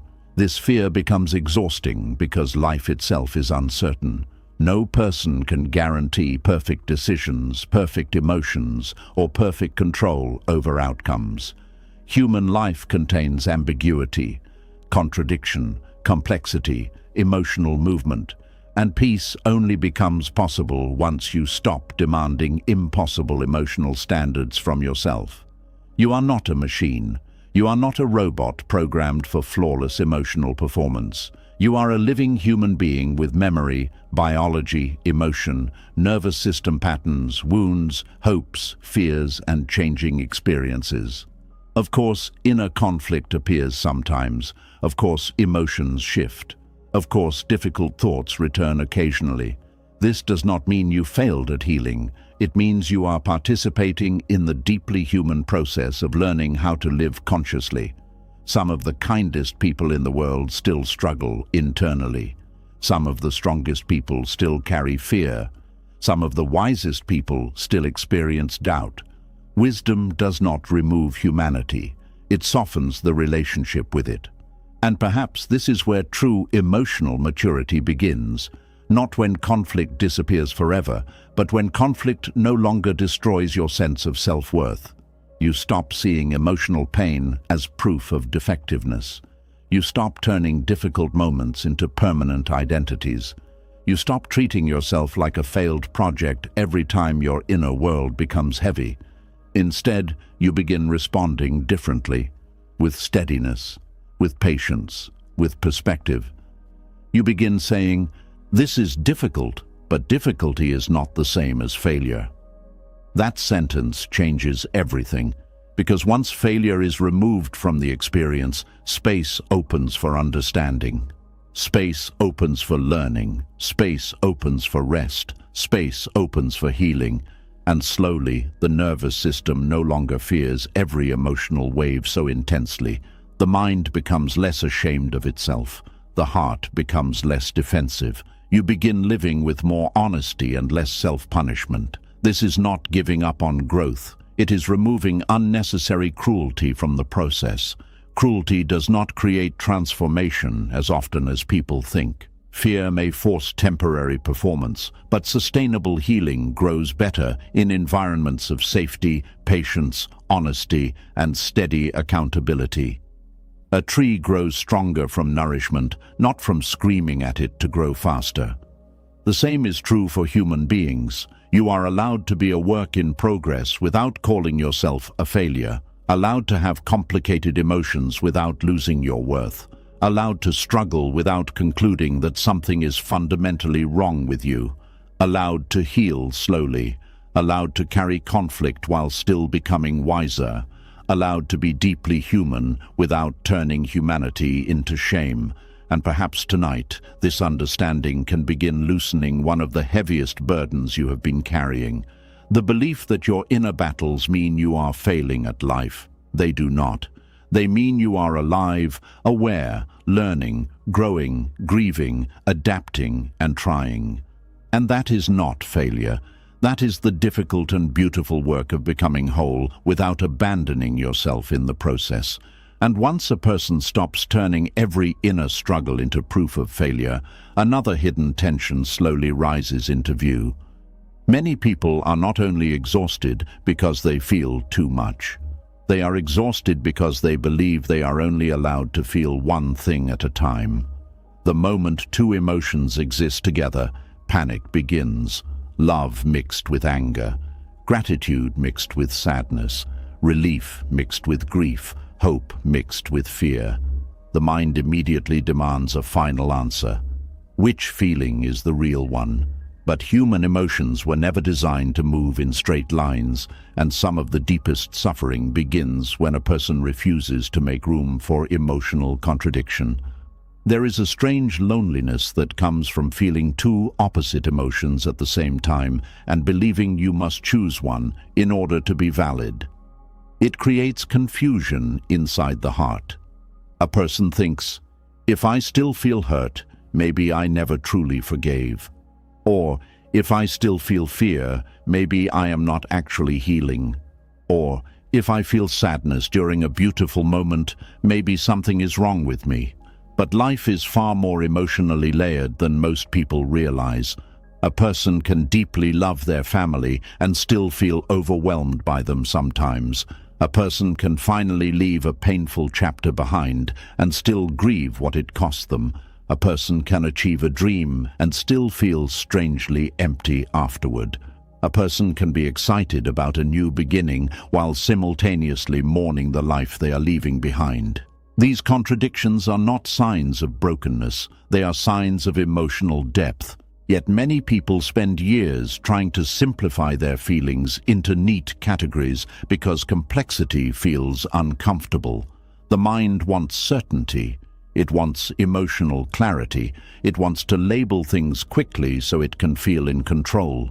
But emotions do not always obey logic. They overlap, they collide, they change shape. They move in waves. And one of the forgotten practices of inner peace is learning how to let conflicting emotions exist together without forcing one of them to disappear. This sounds simple, but it changes everything. Because most emotional suffering is not created by feelings alone. It is created by resistance to feelings. A person feels sadness during a happy season and immediately starts fighting themselves. Why am I not happier? What is wrong with me? I should be grateful. Now, sadness is no longer just sadness. It becomes guilt, or someone leaves a toxic relationship and suddenly misses the person who hurt them. Instead of understanding this as normal emotional attachment, they panic. Why do I miss them if they treated me badly? Does this mean I made the wrong choice? Am I weak? But the heart does not instantly erase attachment simply because the mind understands pain. Human beings can miss what hurt them. They can grieve what was unhealthy. They can feel relief and sorrow at the same time. Contradictory feelings are not emotional mistakes. They are evidence that the human heart is complex. One of the hardest things for people to accept is that healing often contains emotional contradiction. A person may feel stronger than ever and still cry unexpectedly. They may know they are growing and still feel afraid of the future. They may finally understand their worth and still struggle with insecurity on difficult days. This does not mean the healing is fake. It means healing is alive. Many people secretly expect emotional transformation to feel clean and linear. They imagine one final breakthrough where all confusion disappears forever. But real inner growth is often messy. Some parts of you move forward while other parts still carry fear. Logic may accept something long before the nervous system feels safe enough to fully relax. This creates emotional overlap, and emotional overlap is deeply human. Think about grief. A person can laugh at dinner while secretly missing someone who is gone. They can feel joy during one moment and sadness the next. This does not mean the joy is dishonest or the grief is unresolved. It means the heart is capable of carrying multiple truths simultaneously. The same is true for healing, relationships, identity, change, forgiveness, and self-reconciliation. A person can forgive someone and still feel anger sometimes. A person can move on and still remember. A person can feel confident publicly and uncertain privately. A person can want connection deeply while also fearing vulnerability. The mind often sees contradiction as inconsistency, but contradiction is often simply emotional complexity unfolding naturally. There is also another hidden reason people struggle with contradictory feelings. Many were raised in emotional environments where only certain emotions were accepted. Maybe sadness was treated like weakness. Maybe anger was treated like danger. Maybe fear was treated like failure. Maybe vulnerability was mocked. So the person learned to suppress emotions that seemed inconvenient or unacceptable. Over time, they lost the ability to hold emotional complexity safely. They began dividing emotions into good and bad instead of seeing them as information. But emotions are not moral failures. They are internal experiences. Some are pleasant, some are painful, some are confusing, some arrive together in strange combinations. But none of them automatically make you defective. The problem begins when a person starts emotionally policing themselves constantly. You should not feel this. You already dealt with this. You cannot feel both. Pick one. This internal pressure creates emotional fragmentation. Parts of the self become rejected simply because they do not fit the emotional image the person wants to maintain, and rejected emotions rarely disappear peacefully. They often wait quietly beneath the surface until exhaustion, stress, loneliness, or silence finally gives them room to rise. This is why emotional suppression eventually becomes heavy. It takes enormous energy to constantly push away feelings that want acknowledgement. A person spends years pretending they are fine while carrying grief in the background of their nervous system. They tell themselves they are over something while secretly feeling hurt every time the memory returns. They insist they are emotionally strong while their body quietly carries tension every day.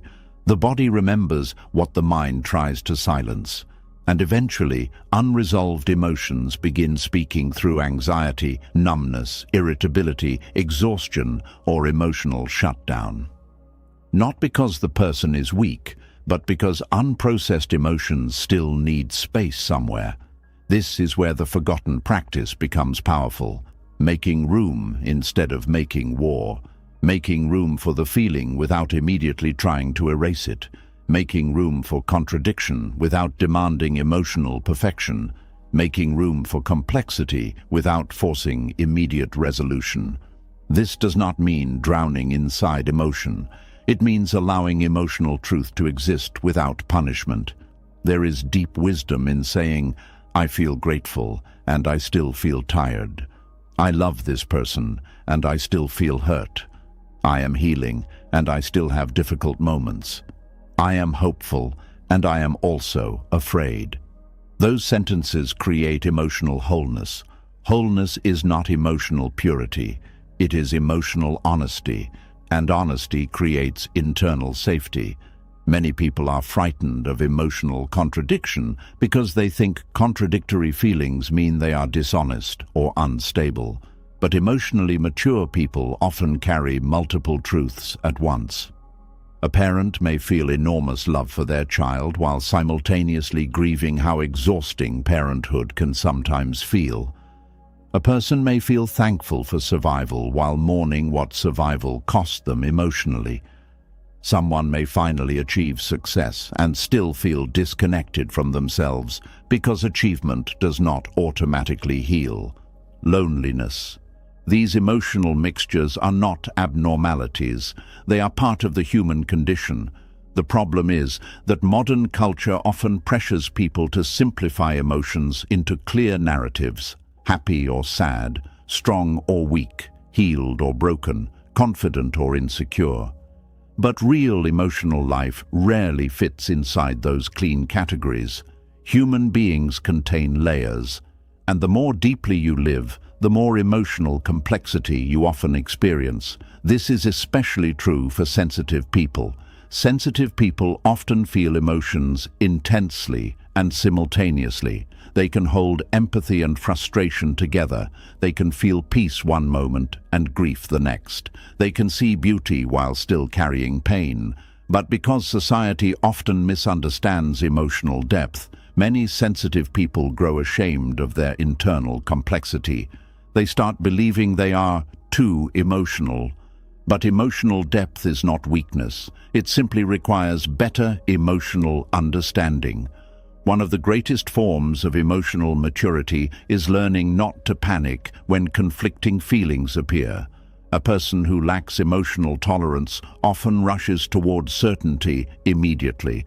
They need one clear emotional answer because ambiguity feels threatening. But emotional wisdom allows space for uncertainty. It says, I do not need to fully resolve this feeling tonight. I can let this emotional contradiction exist while I continue living. That kind of inner flexibility creates enormous peace, because much of suffering comes from emotional rigidity, the demand that emotions must behave perfectly, the demand that healing must look clean, the demand that every feeling must make immediate sense. But many feelings need time before clarity arrives. Sometimes the heart understands things in layers. Sometimes emotions untangle slowly. Sometimes contradictory feelings exist because different parts of your experience are equally real. You can miss a person and still know they were unhealthy for you. You can feel sadness after making the right decision. You can feel fear while moving toward growth. You can feel exhausted while still loving your life.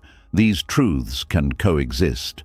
And when you stop forcing emotional simplicity onto yourself, the nervous system relaxes, because now feelings no longer have to fight for permission to exist. This creates emotional spaciousness. Spaciousness is deeply healing because it removes urgency from emotional experience. A person no longer feels pressured to solve every feeling instantly. They can sit beside emotion instead of wrestling it to the ground. This changes the relationship with the self completely. Instead of becoming a judge inside your own mind, you become a witness. You stop interrogating every emotional movement.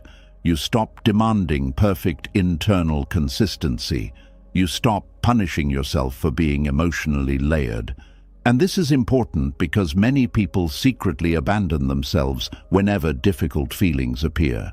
The moment shame arrives, they reject themselves. The moment fear appears, they criticize themselves. The moment sadness returns, they conclude they are failing. But emotional abandonment creates fragmentation inside the psyche. Parts of the self begin feeling unwanted. Certain emotions become exiled. Then those emotions often return louder because what is denied usually intensifies. This is why reconciliation requires inclusion, not inclusion of destructive behavior, but inclusion of emotional truth. A reconciled person can say, there is fear here, there is grief here, there is anger here, there is also love here. there is also hope here. Nothing needs to be erased immediately for healing to continue. This understanding becomes especially powerful during life transitions. Transitions naturally create contradictory feelings. A person moving toward a better future may still mourn the familiarity of the past. Someone leaving an old identity behind may feel excitement and grief simultaneously. Even positive change often contains emotional loss because every transformation asks something old to end. But many people interpret these mixed emotions as signs they are making the wrong choice. They mistake emotional complexity for confusion. In reality, complexity often means something important is happening. Growth stretches emotional capacity. It asks the heart to hold endings and beginnings together. This is why emotionally mature people are often more comfortable with paradox. They understand that human beings can contain contradiction without collapsing. The Stoics understood something similar in their own way. They did not seek emotional numbness. They sought steadiness amid emotional movement. Marcus Aurelius did not deny human feeling. He practiced observing emotional experience without becoming controlled by it. This distinction matters because self-reconciliation is not emotional suppression disguised as wisdom. It is emotional integration. Integration means no part of your emotional experience must be violently rejected in order for you to feel whole. There is another hidden piece in allowing contradictory feelings. It softens identity pressure. Many people exhaust themselves trying to become one fixed emotional version of themselves all the time, always calm, always grateful, always confident, always certain. But no human being lives there permanently. Even emotionally grounded people have moments of fear. Even wise people experience confusion. Even healed people revisit old wounds occasionally. The difference is not the absence of emotional complexity. The difference is the absence of panic about emotional complexity. A person becomes freer when they stop seeing every uncomfortable emotion as a threat to their identity. This freedom allows emotional movement instead of emotional imprisonment, because feelings naturally shift when they are given room. A person who allows sadness to exist often notices sadness, eventually changes shape. A person who permits fear without panic often discovers fear softens more quickly. But resisted emotions tend to harden. What is denied often becomes louder internally. This is one reason mindfulness practices can feel healing. They teach observation without immediate judgment. A feeling rises. You notice it, you breathe, you let it move without instantly building a dramatic story around it. This sounds small, but it changes the emotional atmosphere inside the body, because emotional suffering often increases through mental narration. I should not feel this. This means something terrible. I need to fix this immediately. I thought I was past this. These sentences create pressure around natural emotional movement. But when emotional space appears, healing gains room to breathe. This does not mean becoming passive about harmful patterns. Some emotions do require reflection and wise action. Anger may reveal violated boundaries. Anxiety may reveal exhaustion or neglected needs.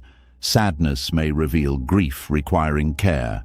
But emotional wisdom listens first, before rushing toward self-judgment.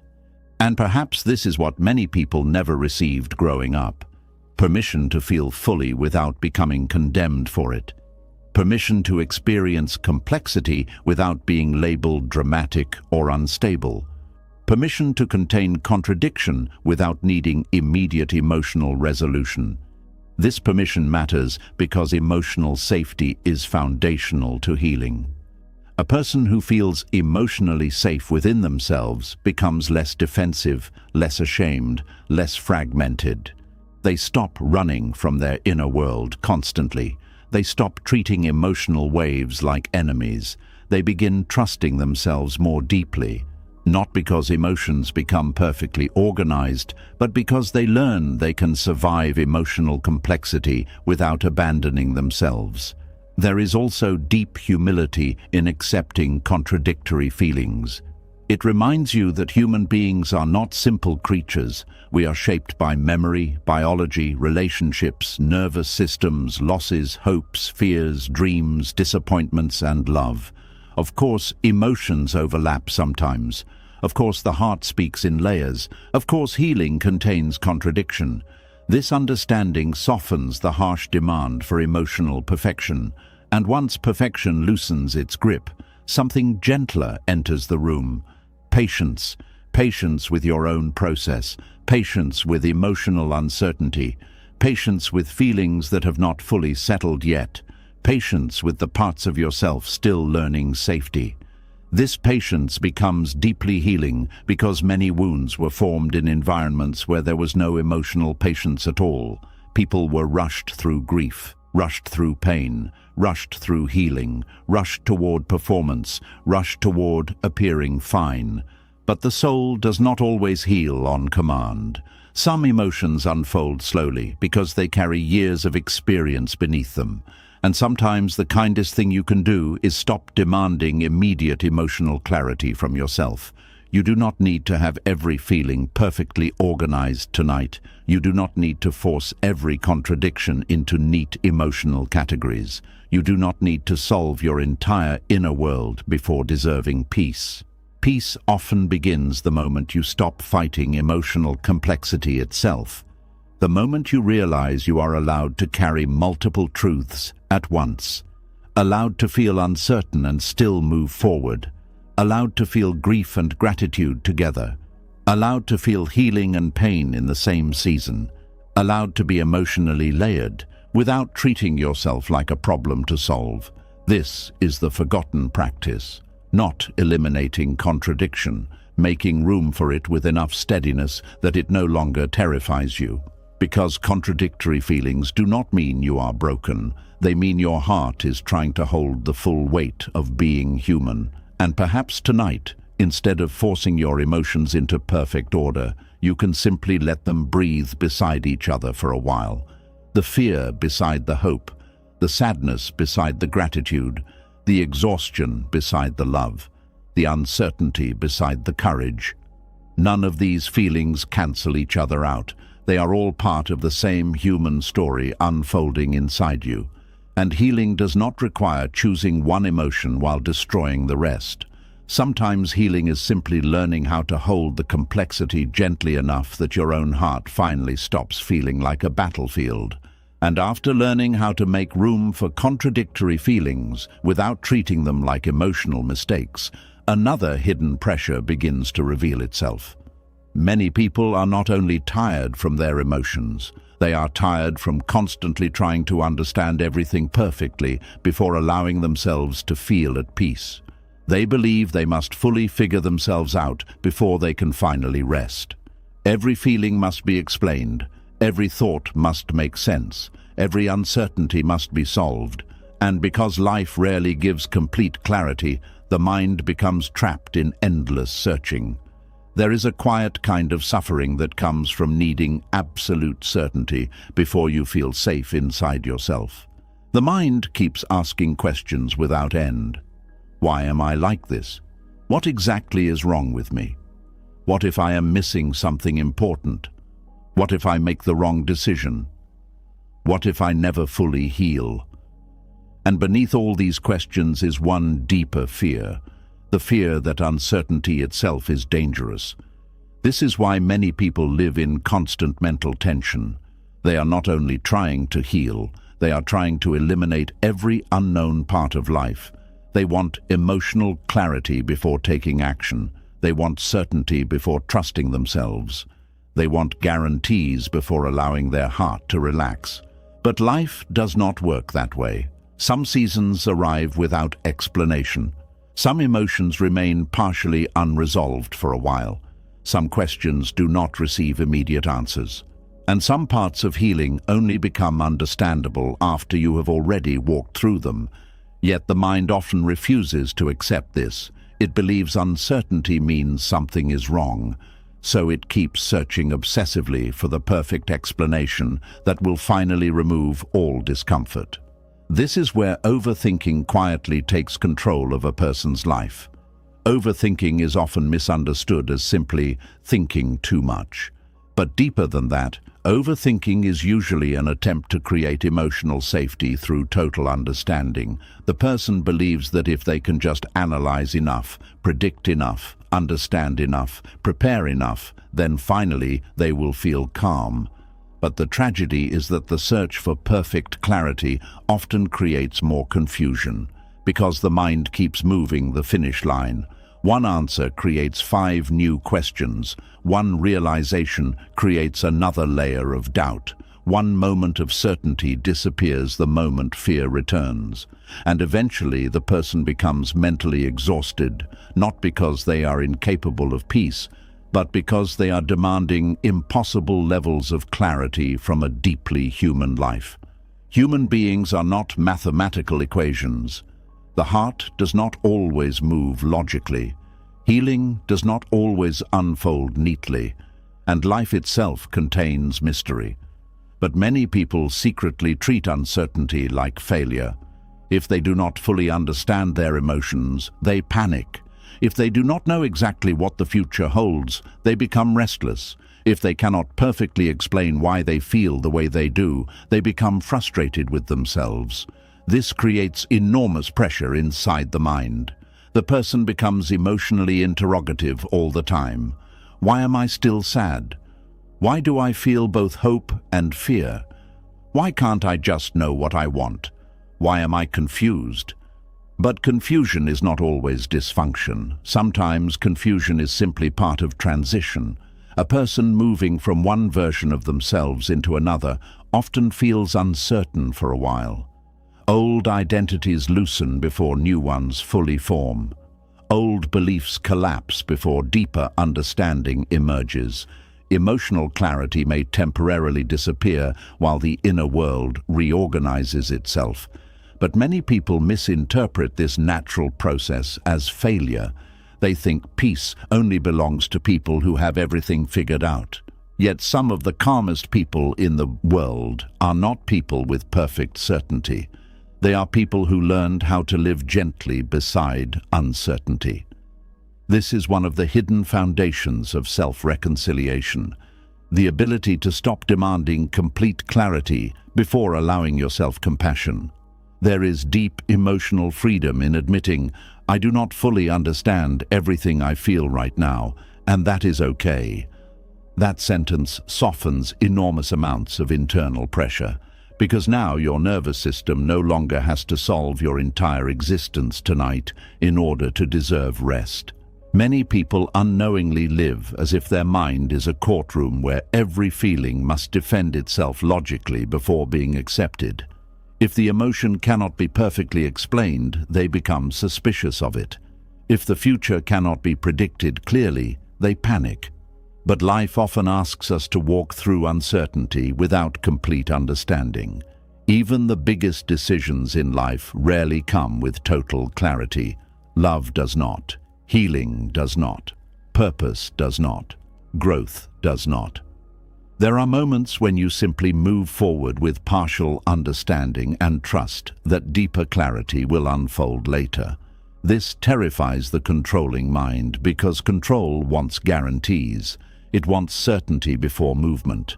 It wants emotional proof before trust. But peace grows differently. Peace often grows through learning how to remain steady even when everything is not fully clear yet. This is why self-reconciliation begins when you stop treating uncertainty like an emergency. A person who fears uncertainty becomes trapped in constant mental checking. They repeatedly analyze their emotions, repeatedly question their choices, repeatedly revisit conversations, repeatedly search for hidden meanings, repeatedly ask themselves whether they are healing correctly.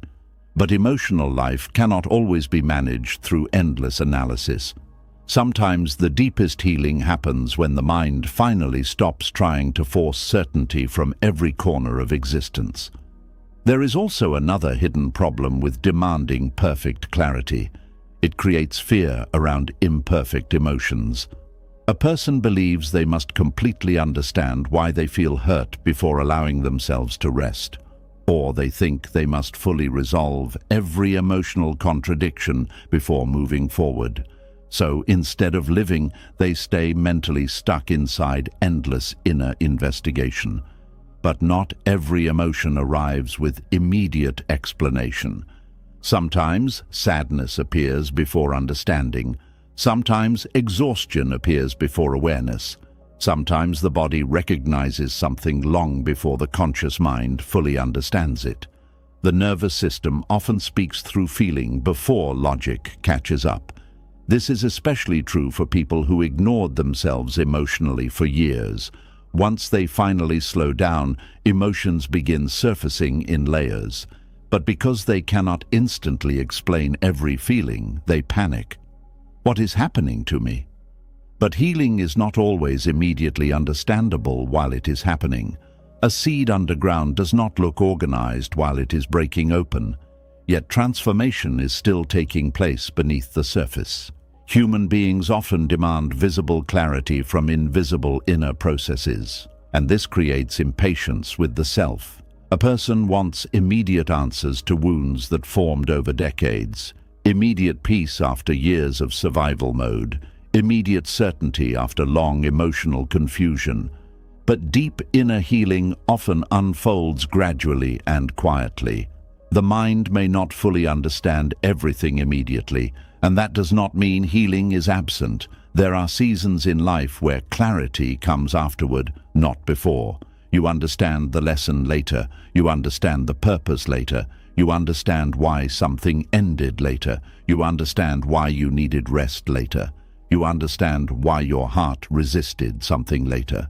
But many people become emotionally violent toward themselves during the period before understanding arrives. They think uncertainty itself means danger. This fear creates a constant pressure to figure yourself out. Modern culture intensifies this problem. Everywhere people are told to optimize themselves constantly.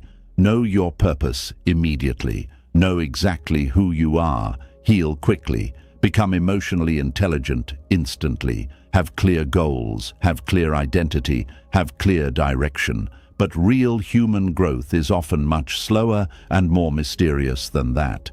Sometimes you discover who you are by living, not by endlessly analyzing yourself. Sometimes clarity emerges through experience, not through obsessive thinking. Sometimes the mind becomes clearer only after the nervous system finally rests. And perhaps this is why exhausted people often struggle to find clarity. A tired mind cannot always think clearly. Chronic stress narrows perception. Fear distorts perspective. Overanalysis creates mental fog. Yet instead of resting, many people push harder. They stay awake mentally all night trying to solve themselves. They replay conversations endlessly. They analyze every emotion. They demand certainty immediately. But the harder they force clarity, the more overwhelmed the mind becomes.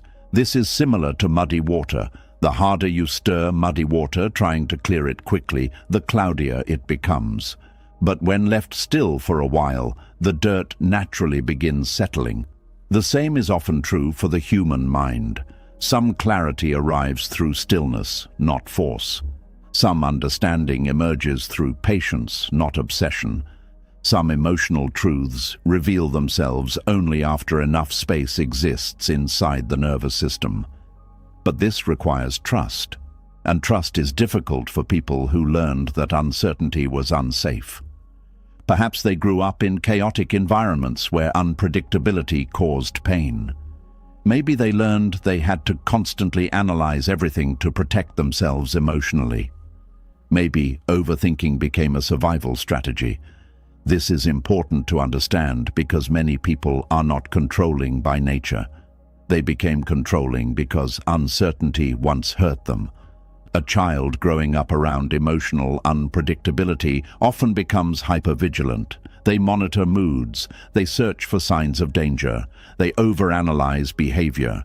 Over time, the nervous system learns that constant mental scanning equals safety. But later in life, this same pattern creates suffering. Now, the person cannot relax internally unless everything feels emotionally resolved. But life itself is unresolved much of the time. No one knows the future fully. No one understands themselves perfectly. No one maintains constant emotional certainty.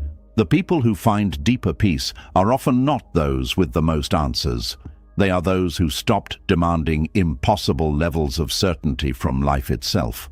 This does not mean becoming careless or passive. It means becoming emotionally flexible enough to tolerate ambiguity without collapsing into panic. That flexibility changes everything. Now, confusion does not automatically mean disaster. Uncertainty does not automatically mean failure. A difficult emotional season does not automatically mean you are lost forever.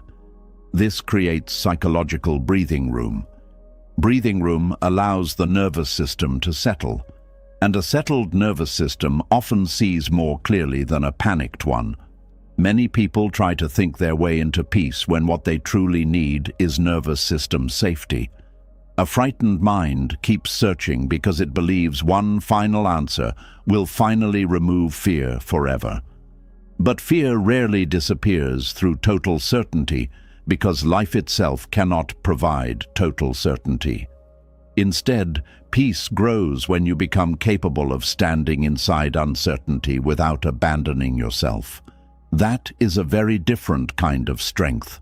A person who requires perfect clarity before feeling safe will suffer constantly because life keeps changing. Relationships shift, emotions evolve, plans fail. New chapters begin unexpectedly. Human beings themselves change over time. The need for total certainty becomes an impossible burden. But when you loosen your grip slightly, something beautiful happens. The mind softens, the heart relaxes, the body stops living in constant interrogation mode. You begin allowing yourself to exist without solving every mystery immediately. And this creates space for intuition, not anxious guessing, not obsessive thinking, real intuition. Intuition often becomes easier to hear once mental panic quiets down. A frantic mind confuses fear for wisdom, but a calmer inner environment allows deeper knowing to surface naturally. This is one reason silence feels uncomfortable for many people. Silence removes distraction, it exposes uncertainty, it reveals unresolved emotions, and without constant stimulation, the mind begins searching desperately for clarity. But silence also teaches something important. Not every unanswered question needs immediate resolution. Some questions can remain open for a while. Some emotions can remain partially understood. Some experiences need time before meaning becomes visible. This is difficult for perfectionistic minds. Perfectionism does not only demand perfect performance, it often demands perfect understanding too. The person feels they must fully understand themselves before they deserve peace. But no human being fully understands themselves all the time. The psyche contains depth, memory, biology, unconscious conditioning, nervous system responses, old wounds, hopes, fears, instincts, contradictions, desires, and changing emotional states all interact continuously. Human beings are not static creatures. We evolve, and evolving naturally includes periods of uncertainty. There are seasons where you outgrow old versions of yourself before knowing exactly who you are becoming next. These seasons can feel emotionally disorienting, but they are not signs of failure, they are signs of transition. A caterpillar dissolves completely before becoming something new. During that process, there is no stable final form yet, only transformation unfolding invisibly. People experience emotional versions of this throughout life. Old identities collapse, old beliefs loosen, old coping patterns stop working, and before deeper clarity forms, there is often confusion. But confusion is not always something to fear. Sometimes confusion means the old story no longer fits. This is why demanding perfect clarity too early can interrupt healing. The mind becomes so desperate for certainty that it rushes toward premature conclusions. I must be broken. I will never change. This feeling means something terrible. But emotionally charged conclusions made during uncertainty are often distorted by fear. Wisdom allows more patience. It says, I do not need to know everything tonight. That sentence alone can soften years of mental tension, because many people secretly believe their value depends on how quickly they solve themselves. But you are not a puzzle that must be completed perfectly before deserving love, peace, or rest. You are a living human being learning through experience. Some lessons arrive slowly, some answers unfold over years, some forms of understanding only emerge after pain has softened enough for perspective to appear. This is why self-reconciliation begins when the demand for perfect clarity weakens. Now the relationship with yourself changes. You stop aggressively interrogating every feeling. You stop forcing immediate emotional certainty. You stop punishing yourself for not having every answer yet. Instead, you begin relating to yourself with more patience, more trust, more steadiness. You begin saying, I do not fully understand this yet, but I can still care for myself. I do not know exactly where life is leading right now, but I can still take the next gentle step. I do not need complete certainty in order to remain present. These sentences calm the nervous system profoundly because they remove impossible demands. The body no longer has to stay hyper-alert, searching for final answers constantly. This allows real rest to begin, and rest changes perception. A rested mind often sees what an exhausted mind could not. Many people believe they need more thinking when what they actually need is more softness, more breathing room, more silence, more trust in the unfolding process of life. The Stoics understood this deeply. They knew that human beings control very little ultimately. The future remains uncertain.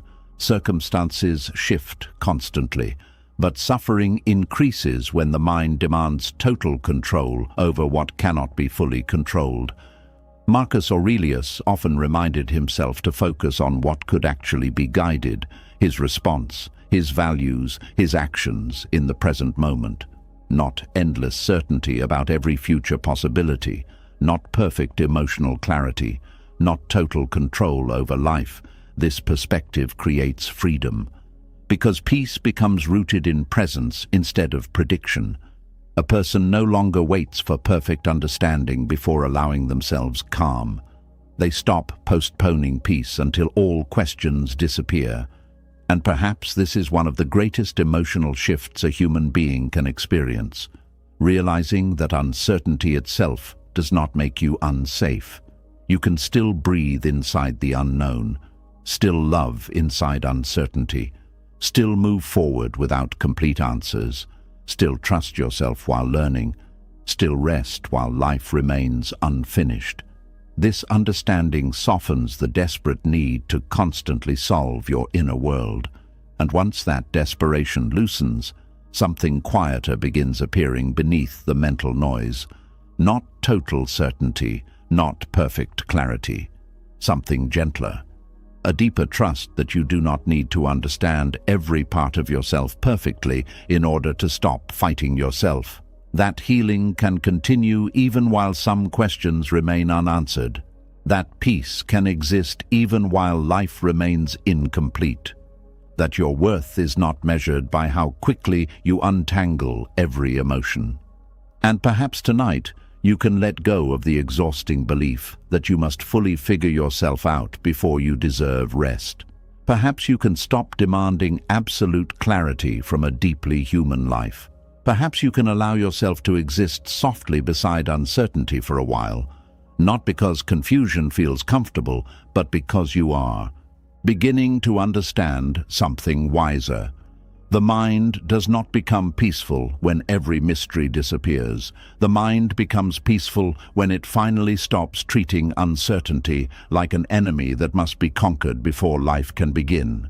And once you stop demanding perfect clarity from yourself, another shift quietly becomes possible. You begin realizing that maybe peace was never supposed to come from defeating your thoughts completely. Maybe the reason you feel so tired is because you have spent years standing against your own mind, as if every difficult thought were an enemy trying to destroy you. But the human mind does not become calm through endless resistance. It softens when someone finally learns how to sit beside it without fear. There is a kind of loneliness that cannot be explained easily. It happens when a person becomes uncomfortable with their own inner world. They may still function normally on the outside, but inside they feel emotionally unsafe with themselves. Silence becomes tense. Rest becomes difficult. Stillness feels threatening. The moment thoughts appear, the person immediately braces for conflict. This is how many people unknowingly live every day. Their own mind feels like a place they must constantly manage, control, monitor, or escape from. And because of this, they never fully relax inside themselves. They become mentally defensive all the time. A painful thought appears, and they immediately push back. An uncomfortable memory rises, and they panic. Fear enters the room, and they rush to silence it. Doubt arrives, and they begin mentally arguing for hours. Without realizing it, they spend enormous energy fighting thoughts that may not even require battle. This constant resistance creates exhaustion. Not because thoughts themselves are always powerful, but because resistance consumes emotional energy. The body tightens. The nervous system stays alert. The mind becomes hyper-focused on internal discomfort. Everything inside turns into opposition. But there is another way to relate to the mind, a quieter way, a steadier way, a way that does not require surrendering to every thought, but also does not require endless war against them. This is the art of sitting beside your thoughts instead of standing against them. And for many people, this changes their entire emotional life, because most suffering does not come only from thoughts themselves. It comes from the immediate reaction that follows them. The mind says, "What if something goes wrong?" Then the body reacts with fear. Then another thought appears. "You should not be thinking like this." Then shame enters. Then panic arrives, because now the person is afraid of the fear itself. The original thought may have lasted only seconds, but the resistance creates hours of emotional suffering. This is why fighting thoughts often strengthens them. Attention feeds mental activity. Fear intensifies focus. And the more emotionally charged a thought becomes, the more the mind keeps returning to it. But when you stop treating thoughts like enemies that must be defeated immediately, something unexpected happens. The emotional intensity begins losing fuel. This does not happen because the thought magically disappears. It happens because the relationship with the thought changes. There is enormous difference between saying, "This thought is here," and saying, "This thought is ruining me." One creates observation. The other creates emotional war. Many people never learned how to sit beside their thoughts because they were taught that difficult emotions should be eliminated quickly. Stay positive, stay strong, stay productive. Do not dwell, do not feel too much. So whenever uncomfortable thoughts appeared, they immediately tried to outrun them. But thoughts that are constantly chased often chase back harder. A person spends all day distracting themselves because they are afraid of being alone with their own mind. Music constantly playing, phone constantly scrolling, noise constantly filling the room, productivity filling every empty hour. And underneath all of it is one hidden fear. What if I stop moving and my thoughts catch me? This fear creates inner separation. The person begins living as if their mind is a dangerous place, but eventually every distraction becomes temporary. Night comes, silence arrives. The world slows down. And suddenly the thoughts return stronger because they were never actually understood. They were only avoided. Avoidance often creates accumulation. Unfelt emotions pile up quietly. Unprocessed thoughts gather weight. The nervous system stores tension that never fully leaves. And eventually, the mind becomes crowded. This is why sitting beside your thoughts is not passive weakness. It is courageous emotional presence. Presence means you stop running from your own inner experience long enough to witness it honestly, not to drown inside it, not to obey every thought, not to analyze endlessly, simply to remain present without immediate resistance. This sounds simple, but for many people it feels terrifying at first because they are used to fighting themselves automatically. A thought appears. They tense. An emotion rises. They criticize themselves. Anxiety enters. They try to force it away immediately, but sitting beside your thoughts asks something different from you. It asks you to stop reacting instantly, to breathe before interpreting, to notice before attacking, to allow space before panic. This changes the nervous system profoundly, because the nervous system learns safety not only from external environments, but from internal relationships too. A person who constantly attacks themselves internally creates an atmosphere of danger inside their own body, but a person who responds to inner difficulty with steadiness creates internal safety, and safety allows healing. This is why emotionally safe people often appear calmer even during difficulty. It is not because they never have painful thoughts. It is because they are no longer terrified of having them. There is freedom in no longer fearing your own mind. Many people secretly believe that if they stop fighting their thoughts, the thoughts will consume them completely. But often the opposite happens. The mind becomes less aggressive once it no longer feels constantly resisted. Think of quicksand. People panic and fight wildly because they fear sinking, but frantic resistance often pulls them deeper. Survival experts teach something surprising instead. Slow down, stop thrashing, spread your weight, work with steadiness instead of panic. The mind often works similarly. Frantic resistance increases emotional sinking. Steady observation creates space. This does not mean every thought is harmless. Some thoughts reflect deep pain, unresolved trauma, or distorted beliefs that deserve compassionate attention. But compassionate attention is very different from emotional warfare. War creates fear. Attention creates understanding. And understanding changes everything. A person sitting beside their thoughts begins noticing patterns that panic previously hid. They notice certain fears appear more strongly when exhausted. Certain insecurities grow louder after rejection. Certain old memories return during loneliness. Certain thoughts intensify when the body is stressed. This awareness creates wisdom. Now the person stops seeing every thought as objective reality. Instead, they begin recognizing thoughts as experiences influenced by emotional states, nervous system patterns, and past conditioning. This recognition softens fear, because fear often grows strongest in confusion. A person who does not understand their own inner world becomes easily overwhelmed by it. But a person who calmly observes the mind gradually becomes more familiar with its patterns, not controlling, familiar. That familiarity reduces panic. The same way storms become less terrifying when you understand weather patterns. This is why mindfulness practices have existed for thousands of years across different traditions, not because humans were trying to become emotionless, but because they were trying to develop a different relationship with thought itself. The goal was never perfect mental silence.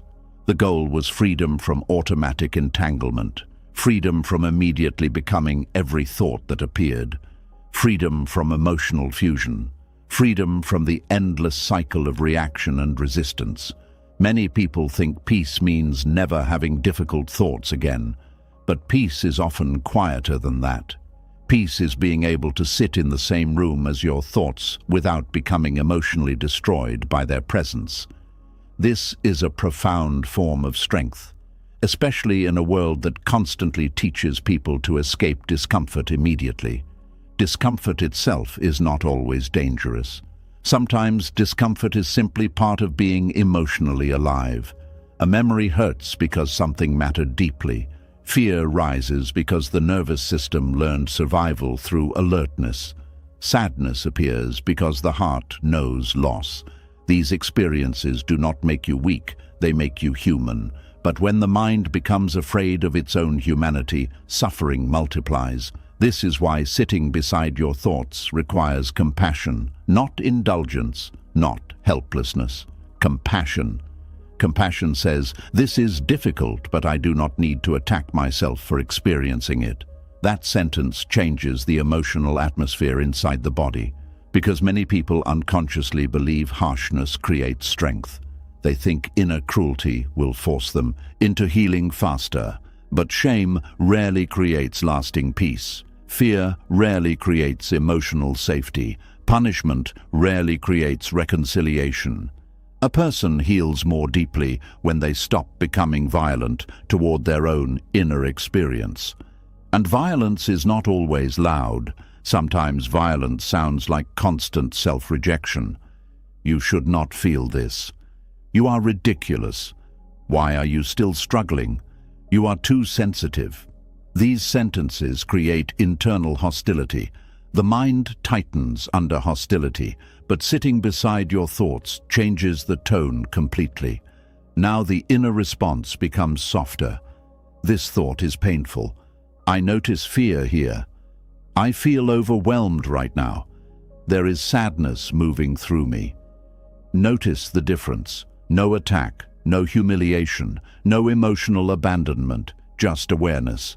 This awareness creates emotional regulation naturally because the nervous system no longer feels trapped inside internal danger. One of the deepest truths about the mind is this: what is resisted aggressively often becomes more persistent. This is why people who desperately try not to feel anxious often become more anxious. The fear of anxiety adds another layer of anxiety. The fear of sadness adds tension around sadness. The fear of intrusive thoughts intensifies focus on intrusive thoughts. Eventually, the person becomes trapped not only by the original thought, but by fear of the thought itself.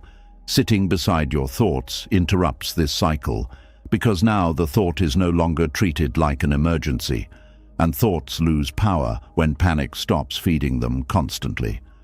This process takes practice because many people have spent years reacting automatically. Their nervous systems are trained for inner combat. The moment discomfort appears, defense mechanisms activate immediately. Some people intellectualize, some distract, some overanalyze, some numb themselves, some become emotionally reactive. These responses often formed for understandable reasons. At some point, the mind learned that discomfort was unsafe. But adulthood offers an opportunity to slowly teach the nervous system something new. That difficult thoughts can exist without catastrophe. That feelings can rise without immediate collapse. That discomfort can move through the body without destroying identity. This is emotional resilience, not emotional suppression. Resilience allows movement. Suppression creates internal freezing. Many people appear calm externally while internally frozen. Frozen grief, frozen fear, frozen anger, frozen exhaustion. But frozen emotions do not disappear. They simply wait, sometimes for years. Then suddenly a small trigger awakens enormous emotional reactions that seem disproportionate to the moment. The person becomes confused. Why am I reacting so strongly? Often because the nervous system has been carrying accumulated emotional weight for a very long time. Sitting beside your thoughts allows emotional thawing, slowly, gently, without forcing. This is why healing cannot always be rushed. Some emotions need space before they soften naturally. Some thoughts lose intensity only after they stop being treated like forbidden enemies.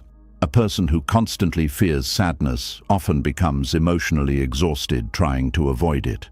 But a person who learns how to sit quietly beside sadness without drowning discovers something surprising. Emotions move. No feeling stays exactly the same forever. Even intense emotions shift over time when they are not constantly resisted or dramatized. This is important because many people secretly fear permanence during emotional pain. They think, "I will feel this way forever." But emotional states are fluid. Thoughts move, feelings evolve, nervous systems regulate gradually, and often the mind calms not through force, but through safe observation. This is why breathing matters during emotional overwhelm. Breathing tells the body, "We are still here, we are still safe enough to stay present." A slow breath interrupts panic's momentum. A grounded body helps the mind soften. The body and mind constantly influence each other. A tense body creates mental alarm. A calmer body creates more emotional space. This is why practices like walking slowly, sitting quietly, journaling honestly, resting deeply, or simply placing a hand over the chest during emotional overwhelm can feel healing. They communicate steadiness to the nervous system. Steadiness teaches the mind it does not need to scream for survival, and perhaps this is what many people truly need. Not more self-criticism, not more analysis, not more inner fighting, but a safer relationship with themselves, a relationship where difficult thoughts can exist without creating immediate self-rejection, a relationship where emotions are allowed to move without becoming moral failures, a relationship where uncertainty does not automatically create panic. This relationship changes everything because eventually the mind begins trusting your presence. Trust matters deeply. A frightened mind does not relax around hostility. It relaxes around steadiness, and steadiness does not mean perfection. It means remaining emotionally present without abandoning yourself. This is especially important during painful memories. Many people either avoid memories completely or obsessively relive them. But sitting beside your thoughts creates a middle path. The memory comes. You notice it. You breathe. You allow the feeling without becoming consumed by it completely. You stop trying to erase the memory instantly. You stop trying to solve the entire past tonight. You simply remain present long enough for the nervous system to learn, "I can survive remembering without collapsing." That realization creates tremendous emotional freedom. Because many people are not only haunted by memories, they are haunted by fear of their memories. But feared memories often soften once they are no longer emotionally avoided. Again, not immediately, not magically, but gradually. The nervous system learns that presence is survivable, and this changes the relationship with pain itself. Pain stops becoming proof of danger. It becomes part of human experience moving through awareness. This perspective also softens perfectionism. A perfectionistic mind constantly evaluates itself. Am I thinking correctly? Am I healing fast enough? Am I emotionally stable enough? But sitting beside your thoughts removes constant evaluation. Now thoughts become experiences to notice rather than performance tests to pass.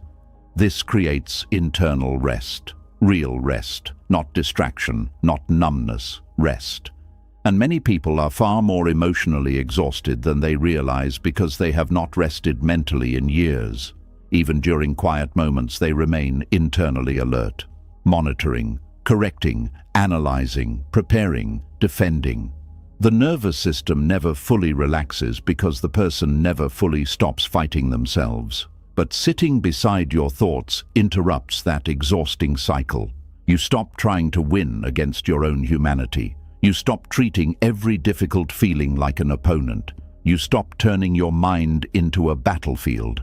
And little by little, the internal atmosphere changes. Thoughts still come, emotions still move, fear still appears sometimes, but the relationship becomes less violent, less panicked, less exhausting. This is self-reconciliation, not the destruction of the mind, the softening of the war against it. And perhaps tonight, for the first time in a long while, you can let your thoughts exist without immediately standing against them. You can let fear speak without surrendering your life to it. You can let sadness pass through without deciding you're broken. You can let uncertainty breathe without demanding immediate answers. You can sit quietly beside your inner world without treating yourself like an enemy to defeat. Because peace does not always arrive through control. Sometimes peace arrives through companionship. The kind of companionship where your own mind finally realizes it no longer has to fight for permission to exist. And once that realization settles into the nervous system, even slowly, something inside begins loosening. The tension softens. The resistance weakens. The constant inner defense begins lowering its guard. Not because life suddenly became perfect, but because you finally stopped standing against yourself long enough to sit beside your own humanity with patience instead of fear. And after learning how to sit beside your thoughts instead of constantly fighting them, another layer of inner peace slowly begins to reveal itself. You start noticing that not every painful feeling belongs to the present moment. Some emotions are echoes, old fears repeating themselves through new situations, old wounds reacting before the mind fully understands what is happening, old pain speaking in familiar emotional tones long after the original moment has passed. And much of human suffering comes from arguing with these echoes as if they are current truths instead of lingering emotional memories still moving through the nervous system. There are moments when a person reacts to something small with emotions that feel much larger than the situation itself. A delayed message creates panic. A cold tone of voice creates deep insecurity. A simple disagreement awakens enormous fear of abandonment, and afterward the person feels confused. Why did I react so strongly? Often because the present moment touched an old emotional echo. The mind remembers emotionally even when logic says the danger is over. A child who constantly felt rejected may grow into an adult who panics when someone becomes distant.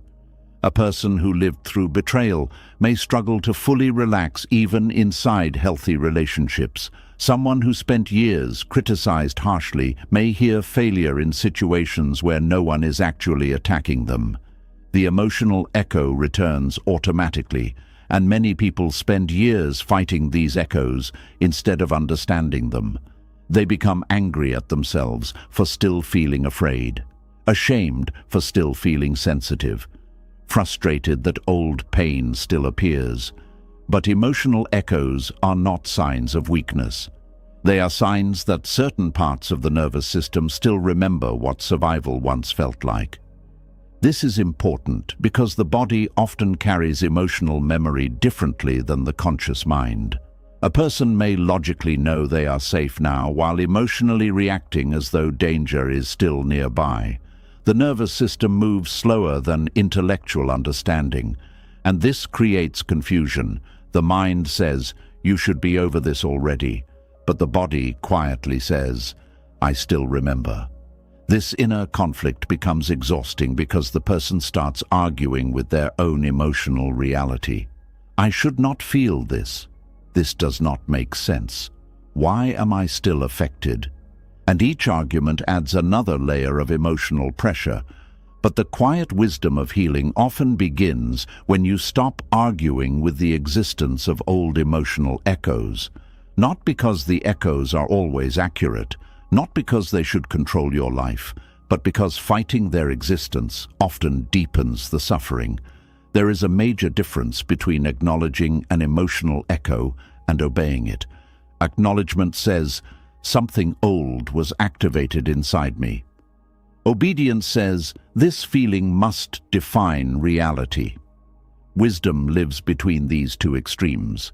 A reconciled person can notice old fear without instantly believing the present moment is dangerous. They can recognize emotional pain without collapsing into shame. They can feel the echo without becoming consumed by it. This requires patience because emotional echoes often feel very real in the body. The heart races, the chest tightens, the stomach sinks. The nervous system reacts before logic fully catches up. And many people panic during this process because they assume intense feeling automatically means present danger. But emotional intensity is not always evidence of current truth. Sometimes it is evidence of old pain resurfacing. Think about how certain songs can suddenly bring back forgotten memories. One sound, one smell, one phrase, and suddenly the body remembers emotions from years ago. Emotional echoes work similarly. Certain situations awaken old emotional patterns automatically. A person may feel abandoned during small moments of distance because the body remembers what abandonment once felt like. Someone may become defensive during harmless criticism because the nervous system remembers humiliation from years earlier. Another person may feel guilty whenever they rest because their body learned early in life that worth depended on productivity. These reactions often happen beneath conscious awareness. And when people do not understand this, they often become cruel toward themselves. They think, I am too emotional, I am broken, I should not react this way. But emotional echoes are not personal failures. They are unfinished emotional imprints still seeking safety, understanding, or release. This is why self-reconciliation requires gentleness toward old emotional patterns instead of constant war against them. War keeps the nervous system activated. Gentleness allows the nervous system to slowly relearn safety. Many people secretly believe healing means never being emotionally triggered again. But human beings are not machines that can erase all emotional memory completely. Certain experiences leave deep imprints. Healing often means learning how to respond differently when old echoes appear. It means recognizing this feeling may belong partly to the past. That recognition changes everything, because now the present moment stops carrying the full emotional weight of old pain automatically. A person who understands emotional echoes becomes less reactive, not emotionless, less reactive. They begin pausing before concluding catastrophe. They stop assuming every emotional wave reflects objective reality. They recognize patterns. This fear feels familiar. This shame sounds old. This reaction reminds me of something deeper. That awareness creates space between past and present, and space weakens emotional panic. Without awareness, emotional echoes often control behavior automatically. A person becomes distant to avoid rejection before rejection even happens. Another becomes controlling because uncertainty activates old fear. Someone else withdraws emotionally because vulnerability once caused pain. The person believes they are reacting to the present, but often they are reacting to accumulated emotional history. This is why unresolved emotional pain quietly shapes adult life. Not because people are weak, because the nervous system adapts around survival. And survival patterns do not disappear instantly once circumstances improve. A person who grew up emotionally unsafe may still struggle to trust peace years later. Calm can feel unfamiliar to a nervous system trained for alertness. Stillness can feel uncomfortable to someone who spent years surviving chaos. This is one reason emotionally healthy love can initially feel strange to wounded people. Their nervous system is accustomed to emotional intensity, unpredictability, or hypervigilance. Peace feels unfamiliar, sometimes even suspicious. The old emotional echo says, "Stay alert." And if the person argues aggressively with themselves for having these reactions, shame grows. But shame rarely heals emotional memory. Safety does, consistency does, patience does, compassion does. This does not mean excusing harmful behavior endlessly. Emotional echoes explain reactions, but they do not remove responsibility for growth. Healing still requires accountability, but accountability without self-hatred creates much healthier transformation. A person can say, "This reaction came from old pain, and I still want to respond differently." That sentence contains both compassion and responsibility. Many people only learned one extreme or the other, either total self-blame or total avoidance. But reconciliation creates balance. You stop demonizing yourself for having emotional wounds, and you also stop surrendering your whole life to those wounds. This middle path creates emotional maturity. Emotional maturity understands that old pain can still exist without fully controlling the present. A memory can still hurt without defining your future. An emotional echo can still appear without becoming your identity. This understanding becomes especially important because old emotional echoes often sound convincing. A person abandoned emotionally in childhood may hear, "You are unwanted," inside moments that are not actually rejection. A person repeatedly criticized may hear, "You are failing," even while succeeding. A person who experienced betrayal may hear, "You cannot trust anyone, even around safe people." The nervous system speaks in familiar emotional language, and if you argue aggressively with these echoes, the nervous system often becomes more defensive. This is similar to trying to calm a frightened animal through yelling. Fear rarely softens through force. It softens through safety. The same is true internally. Old emotional echoes need steadiness more than punishment. They need recognition without panic.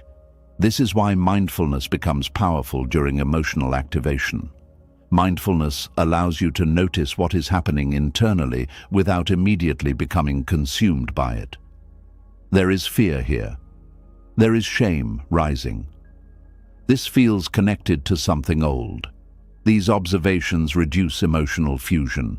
You stop becoming the feeling completely. Instead, you witness it with awareness. Awareness creates room for choice. Without awareness, old emotional echoes run automatically. A person lashes out, withdraws, panics, overthinks, or self-sabotages without fully understanding why. But awareness interrupts automatic cycles. It creates the possibility of responding differently. And responding differently slowly teaches the nervous system that the present is not always the past repeating itself. This process requires repetition because emotional patterns formed over years often soften gradually. A person who lived decades in emotional survival mode cannot instantly become deeply regulated overnight. Healing is often the slow retraining of the nervous system. This is why patience matters so deeply. A harsh voice saying, "Why are you still like this?" only creates more fear internally. But a steady voice saying, "I understand this reaction comes from somewhere painful," creates emotional openness. Openness allows healing.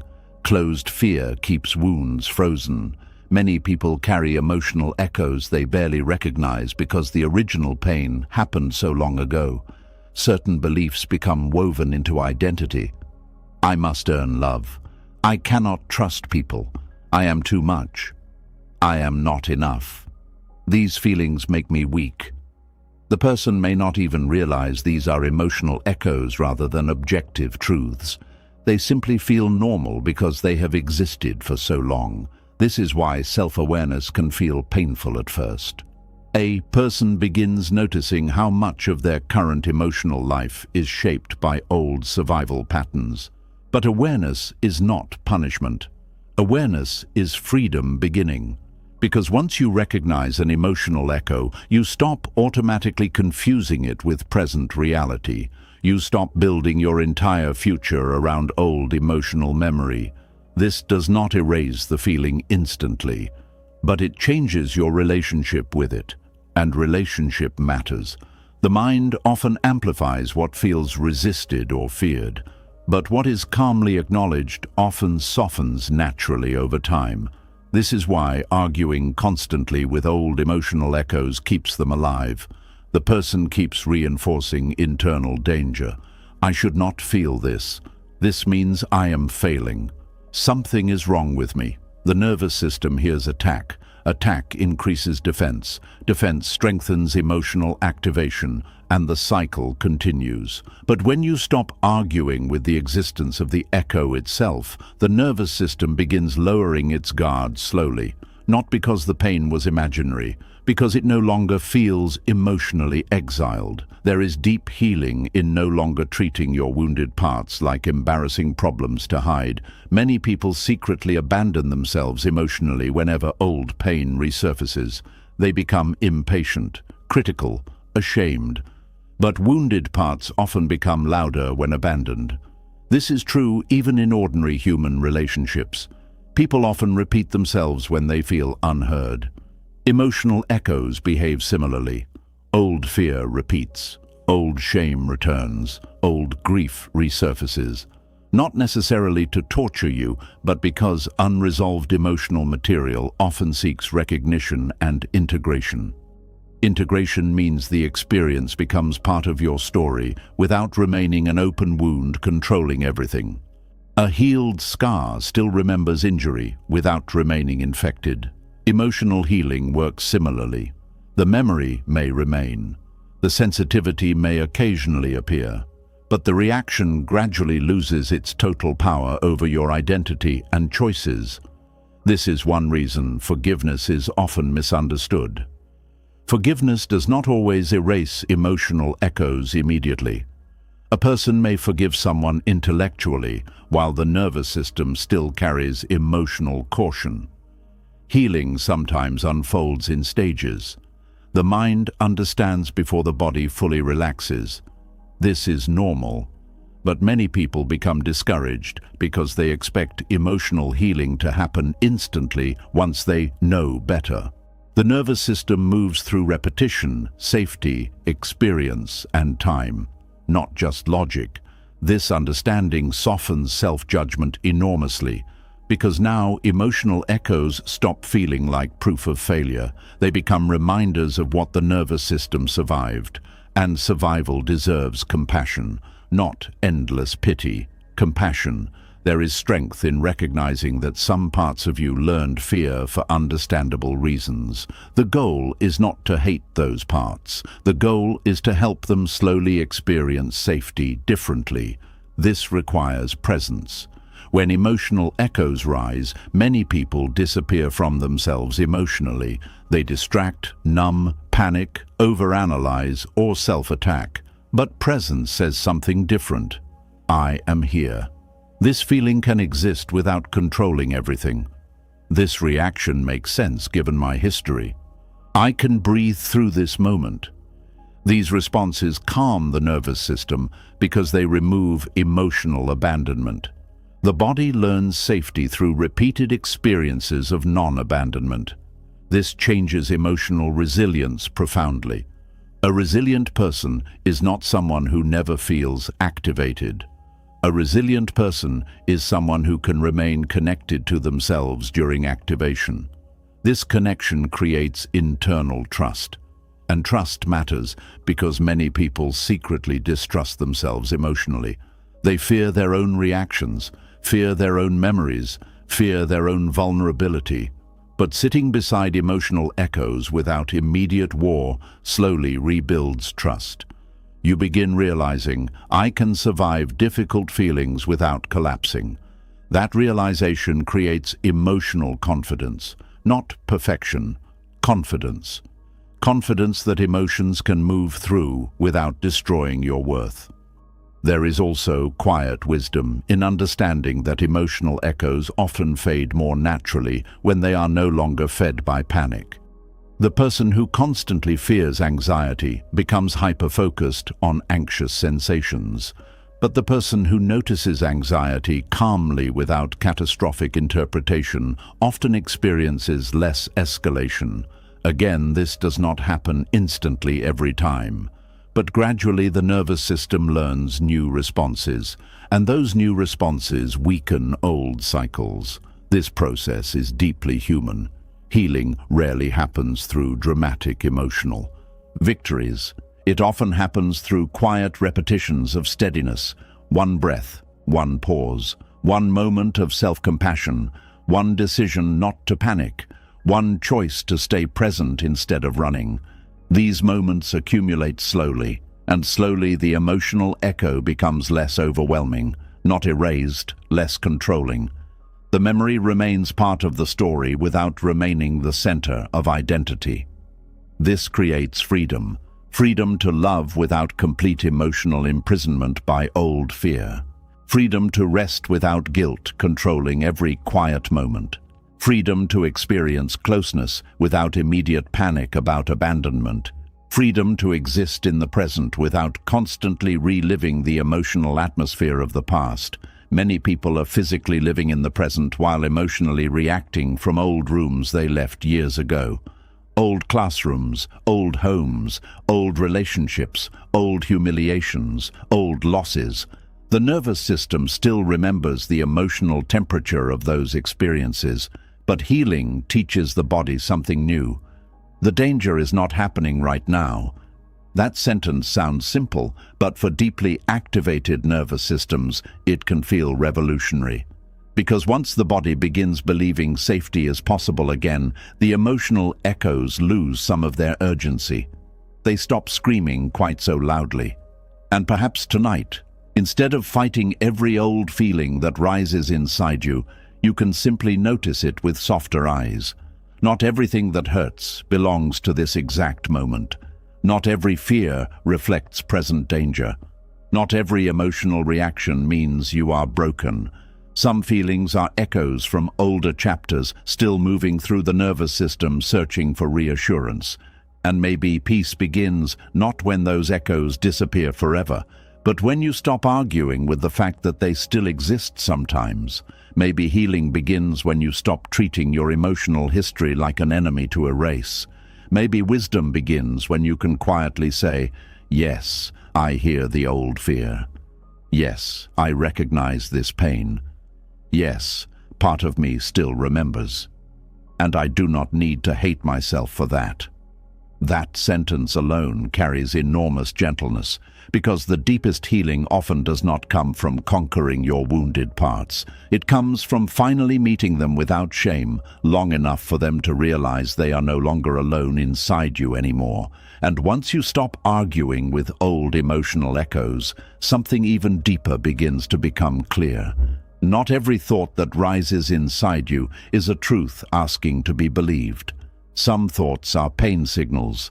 Some thoughts are the mind's way of pointing toward a place inside you that feels tired, threatened, unseen, or unhealed. And if you mistake every painful thought for reality, you may spend your whole life obeying wounds that were only asking for care.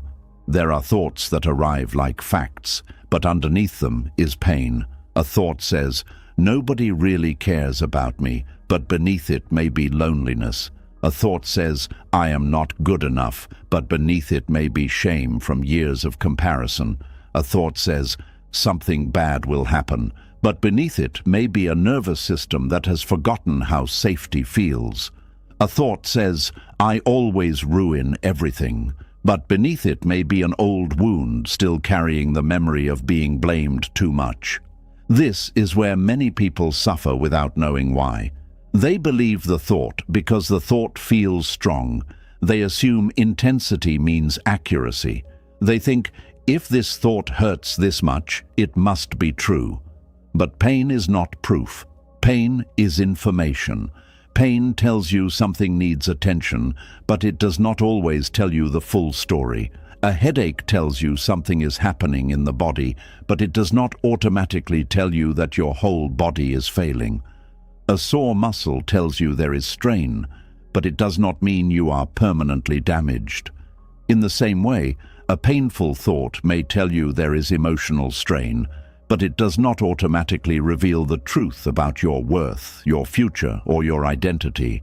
This is one of the most freeing things a person can learn. Some thoughts are not wisdom. They are wounds speaking, and wounds often speak in extremes. They say, "always." They say, "never." They say, "no one." They say, "everyone." They say, "forever." They take one painful moment and stretch it across your entire life. One rejection becomes, I am impossible to love. One mistake becomes, I destroy everything I touch.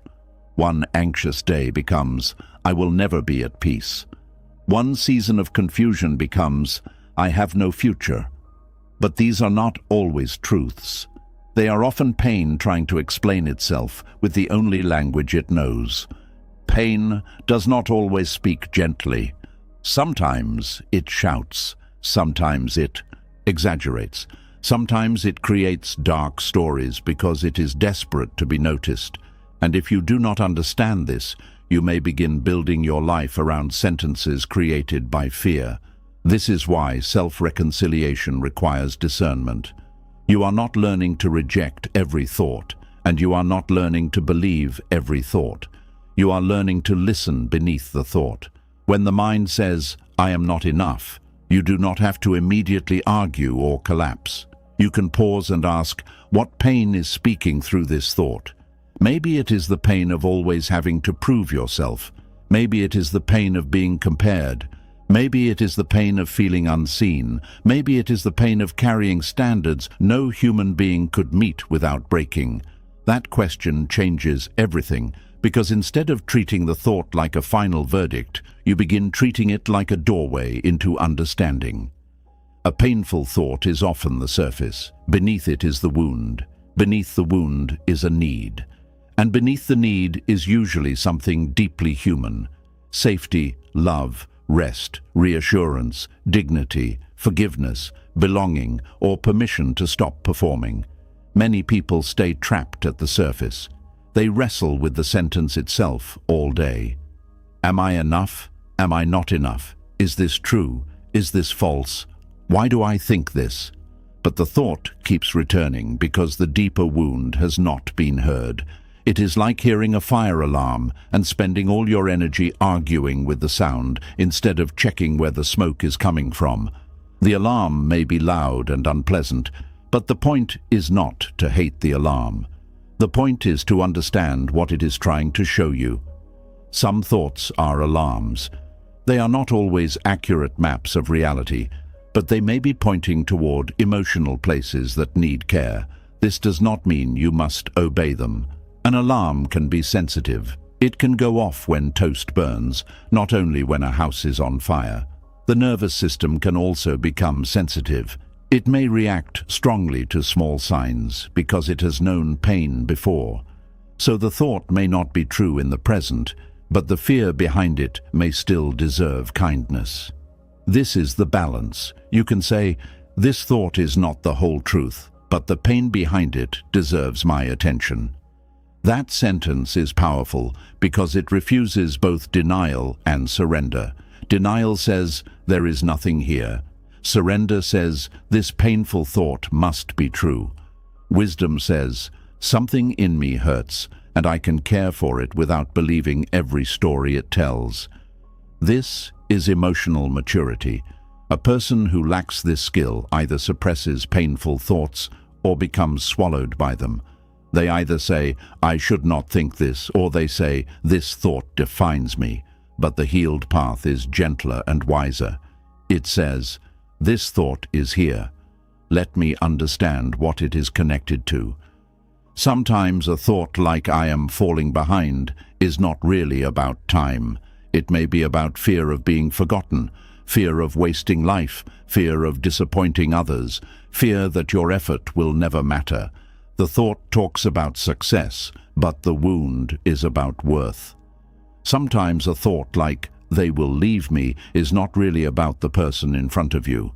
It may be about old abandonment, old inconsistency, old moments where love felt unstable. The thought talks about the future, but the wound remembers the past. Sometimes a thought like, I cannot handle this, is not a true measurement of your strength. It may be exhaustion speaking. It may be the body saying, I have carried too much without rest. The thought talks about weakness, but the signal may be fatigue. This is why you must be careful with thoughts that appear during emotional pain. They may sound like truth, but they may be translated pain. A tired mind often speaks hopelessly. A lonely mind often speaks personally. An anxious mind often speaks catastrophically. A grieving mind often speaks permanently. A shamed mind often speaks cruelly. But these states do not always reveal reality clearly. They reveal the condition of the inner world in that moment. And once you understand this, you stop letting every painful thought become your master. You begin asking better questions, not why am I so broken for thinking this, but what is hurting beneath this? Not how do I destroy this thought immediately, but what need is hidden under this fear? Not what if this thought is true, but what part of me feels unsafe enough to believe this right now? These questions move you from panic into presence. And presence is where healing begins, because the mind often creates painful thoughts when a feeling has not been processed. If grief is ignored, it may become thoughts of emptiness. If anger is suppressed, it may become thoughts of bitterness or self-blame. If fear is denied, it may become endless predictions of danger. If shame is buried, it may become harsh inner criticism. The thought is not always the root. Sometimes it is the branch. And if you keep cutting branches while ignoring the root, the same patterns grow back again.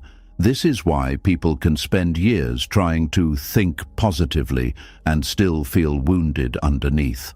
Positive thinking can help in small ways, but if it becomes a way to silence pain, it does not heal the wound, it only paints over it. A person says, I am confident, I am strong, I am worthy. These words may be helpful, but if the deeper wound still feels unheard, another thought may return later. No, you are not. Then the person feels defeated because the positive sentence did not erase the pain. But self-reconciliation does not depend on forcing happy thoughts over wounded places. It depends on learning how to meet the pain beneath the thought with honesty. If the mind says, I am unlovable, the answer is not only, no, I am lovable. Sometimes the deeper answer is, a part of me learned to feel unwanted, and that part needs tenderness, not argument. That is a very different kind of healing, because now you are no longer fighting the sentence. You are caring for the wound that produced it. There is a quiet wisdom in understanding that the mind often uses thoughts to communicate emotional distress. It may not always speak clearly. It may use dramatic language. It may exaggerate. It may borrow old fears and present them as current facts. But beneath the distortion, there may be a real emotional need. This is why the goal is not to shame the mind for producing painful thoughts. The goal is to translate them. I am not enough may translate to, I need reassurance that my worth is not based only on performance. I will be abandoned may translate to, I need safety in connection. I cannot do this may translate to, I need rest, support, or a smaller next step. Everyone is judging me may translate to, I feel exposed and afraid of rejection. I should be over this may translate to, I am tired of hurting and need compassion for the length of healing. When you translate thoughts this way, they become less frightening. They stop looking like enemies. They become messages from parts of you that may be clumsy, scared, and overwhelmed, but not evil. This does not mean every thought should be trusted. Some thoughts are distorted, some are repetitive, some are shaped by old wounds that no longer match the present. Some are mental noise created by stress. But even distorted thoughts can reveal emotional pressure. A thermometer does not cure a fever, but it shows you something is happening. A painful thought may not be truth, but it may show you where the inner temperature is rising. And once you stop mistaking every pain signal for reality, you gain freedom. You no longer need to collapse every time the mind says something dark. You no longer need to argue for hours with every painful sentence. You no longer need to treat one thought as a prophecy, a verdict, or a definition of who you are. You can notice it. You can breathe. You can ask what it is connected to. You can respond with care instead of panic. This is how inner leadership develops. Inner leadership does not mean dominating the mind with force. It means becoming wise enough to know what kind of response each inner experience needs. Some thoughts need correction, some need comfort, some need distance, some need rest, some need to be written down and examined later. Some need to pass without attention, some need to be understood as signals from deeper pain. Not all thoughts need the same response. This is why self-awareness must be gentle and intelligent. A person who treats every thought like truth becomes controlled by the mind. A person who treats every thought like garbage becomes disconnected from themselves. A reconciled person learns to listen with discernment. They can say, "This thought is painful, but pain alone does not make it true. Let me look deeper." This protects them from two traps: blind belief and emotional rejection. Blind belief makes the thought king. Emotional rejection makes the wound lonely. Discernment creates a third way. You hear the thought, but you do not worship it. You notice the pain, but you do not become ashamed of it. You allow the signal, but you do not let it drive your whole life. That is peace with strength inside it. Many people have never been taught this. They were taught to either push through pain or drown in it. They were not taught to interpret it. So when painful thoughts come, they panic. They assume the mind is attacking them. But sometimes the mind is not attacking. It is waving a flag from a place you have not visited in a long time. Maybe the thought is pointing toward a boundary you keep ignoring. Maybe toward rest you keep postponing. Maybe toward grief you keep minimizing. Maybe toward a need you keep calling weakness. Maybe toward a truth you are afraid to admit. This is why it is important not to dismiss every painful thought too quickly. Some painful thoughts are distorted, yes, but they may still contain a signal. For example, the thought, "I hate my life," may not be a final truth about your whole life. It may be a signal that something in your current rhythm feels suffocating. Maybe you need change. Maybe you need support. Maybe you need more meaning. Maybe you need to stop living only for survival. The thought is extreme, but the signal may matter. The thought, "nobody cares," may not be objectively true. There may be people who care deeply, but the signal may be that you feel unseen, disconnected, or emotionally hungry for closeness. The thought, "I am useless," is not truth. But the signal may be that you feel powerless, underappreciated, or cut off from purpose. This is how healing becomes more honest. You stop accepting the cruel wording of the thought, but you still listen for the need beneath it. That is the rare balance.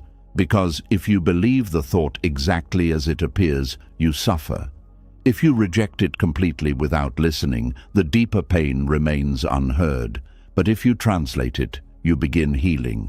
There is another reason painful thoughts should not always be taken literally. The brain often communicates emotional states through stories. If you feel unsafe, the brain may create a story about danger. If you feel ashamed, the brain may create a story about being unworthy. If you feel lonely, the brain may create a story about being unwanted. The story may feel real because it matches the emotion, but matching an emotion is not the same as matching reality. A dream can feel real while you are inside it. A fear story can feel real while the nervous system is activated. But once you wake up, or once the body settles, you may see things differently. This is why timing matters. Do not make final judgments about your worth during moments of emotional pain. Do not make permanent conclusions about your future while your nervous system is in alarm. Do not believe every cruel thought that appears when you are exhausted. Pain distorts perspective, and part of self-reconciliation is learning to protect yourself from the mind's harshest interpretations during your most vulnerable moments. There is great kindness in saying, "I will not decide who I am while I am hurting." That sentence can save a person from years of unnecessary self-punishment. Because many people form identities around thoughts they had during pain. A child gets ignored and thinks, "I am not important." Then they carry that sentence for decades. A teenager gets rejected and thinks, "I am ugly or unlovable." Then they organize their whole personality around that wound. An adult fails publicly and thinks, "I am a failure." Then fear controls every future risk. But these were not truths. They were conclusions made in pain, and painful conclusions often feel permanent because they were formed when the heart was open and defenseless. Healing means revisiting those conclusions with adult awareness, not to shame yourself for believing them, but to understand why they were created. You were trying to make sense of pain. That is what humans do. When something hurts, the mind searches for meaning, and if no loving explanation is available, the mind may blame the self. This happened because I am not enough. This happened because I am hard to love. This happened because something is wrong with me. Self-blame often gives the illusion of control. If the problem is you, then maybe you can fix yourself and prevent future pain. But this kind of control becomes a prison, because now pain turns into identity. And identity becomes difficult to question.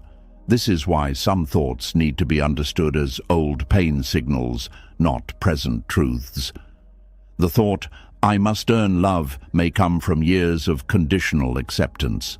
The thought, "I cannot trust anyone," may come from betrayal. The thought, "I must never make mistakes," may come from harsh criticism.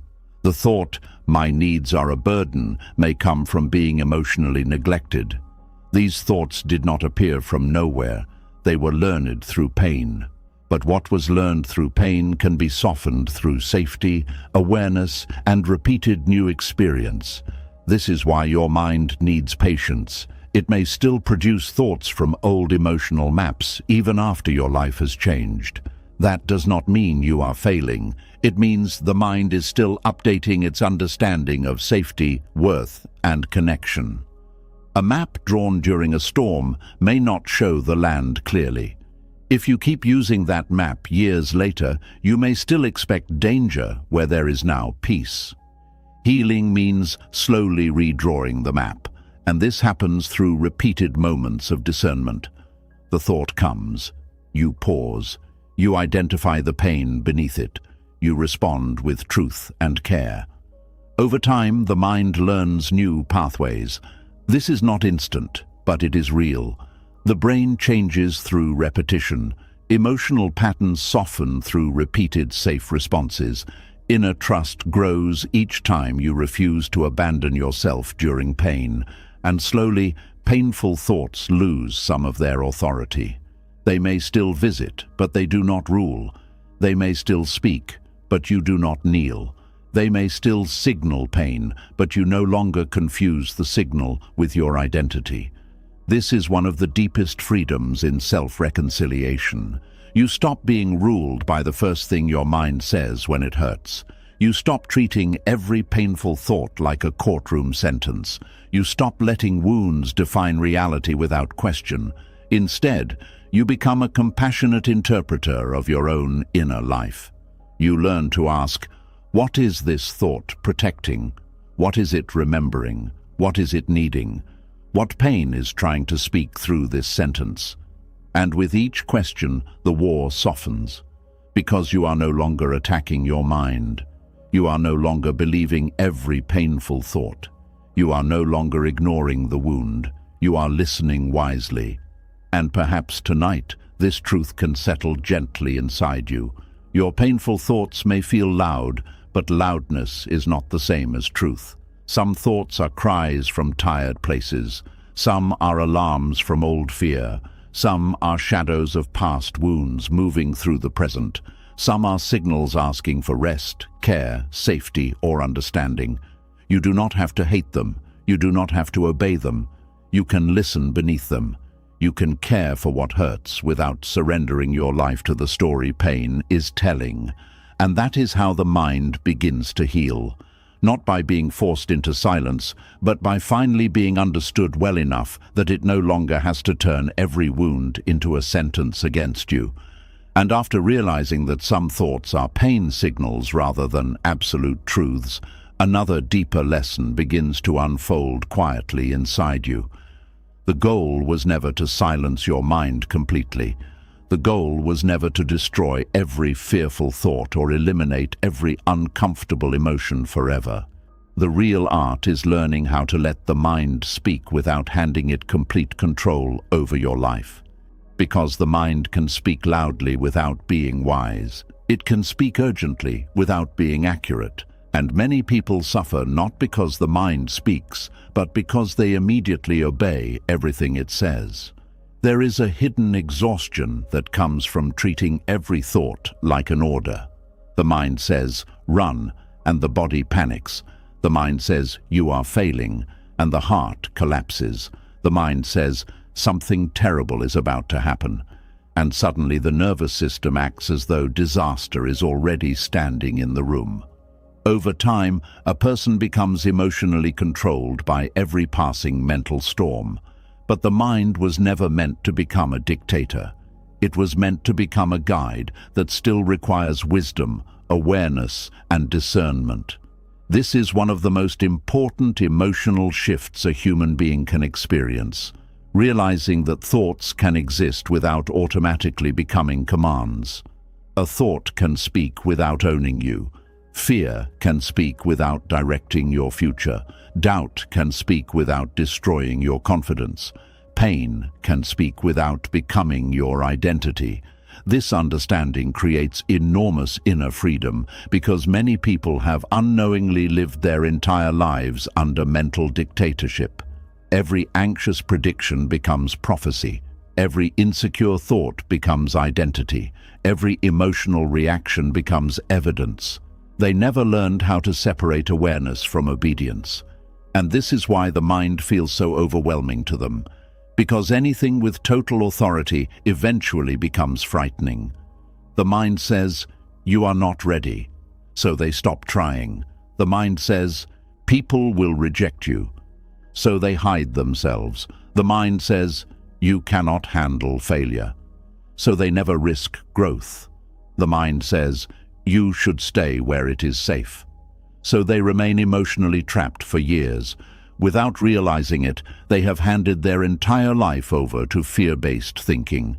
But thoughts are not kings. Thoughts are experiences moving through consciousness. Some are helpful, some are distorted, some are wise, some are wounded, some are temporary reactions created by stress, exhaustion, loneliness, shame, or old emotional conditioning.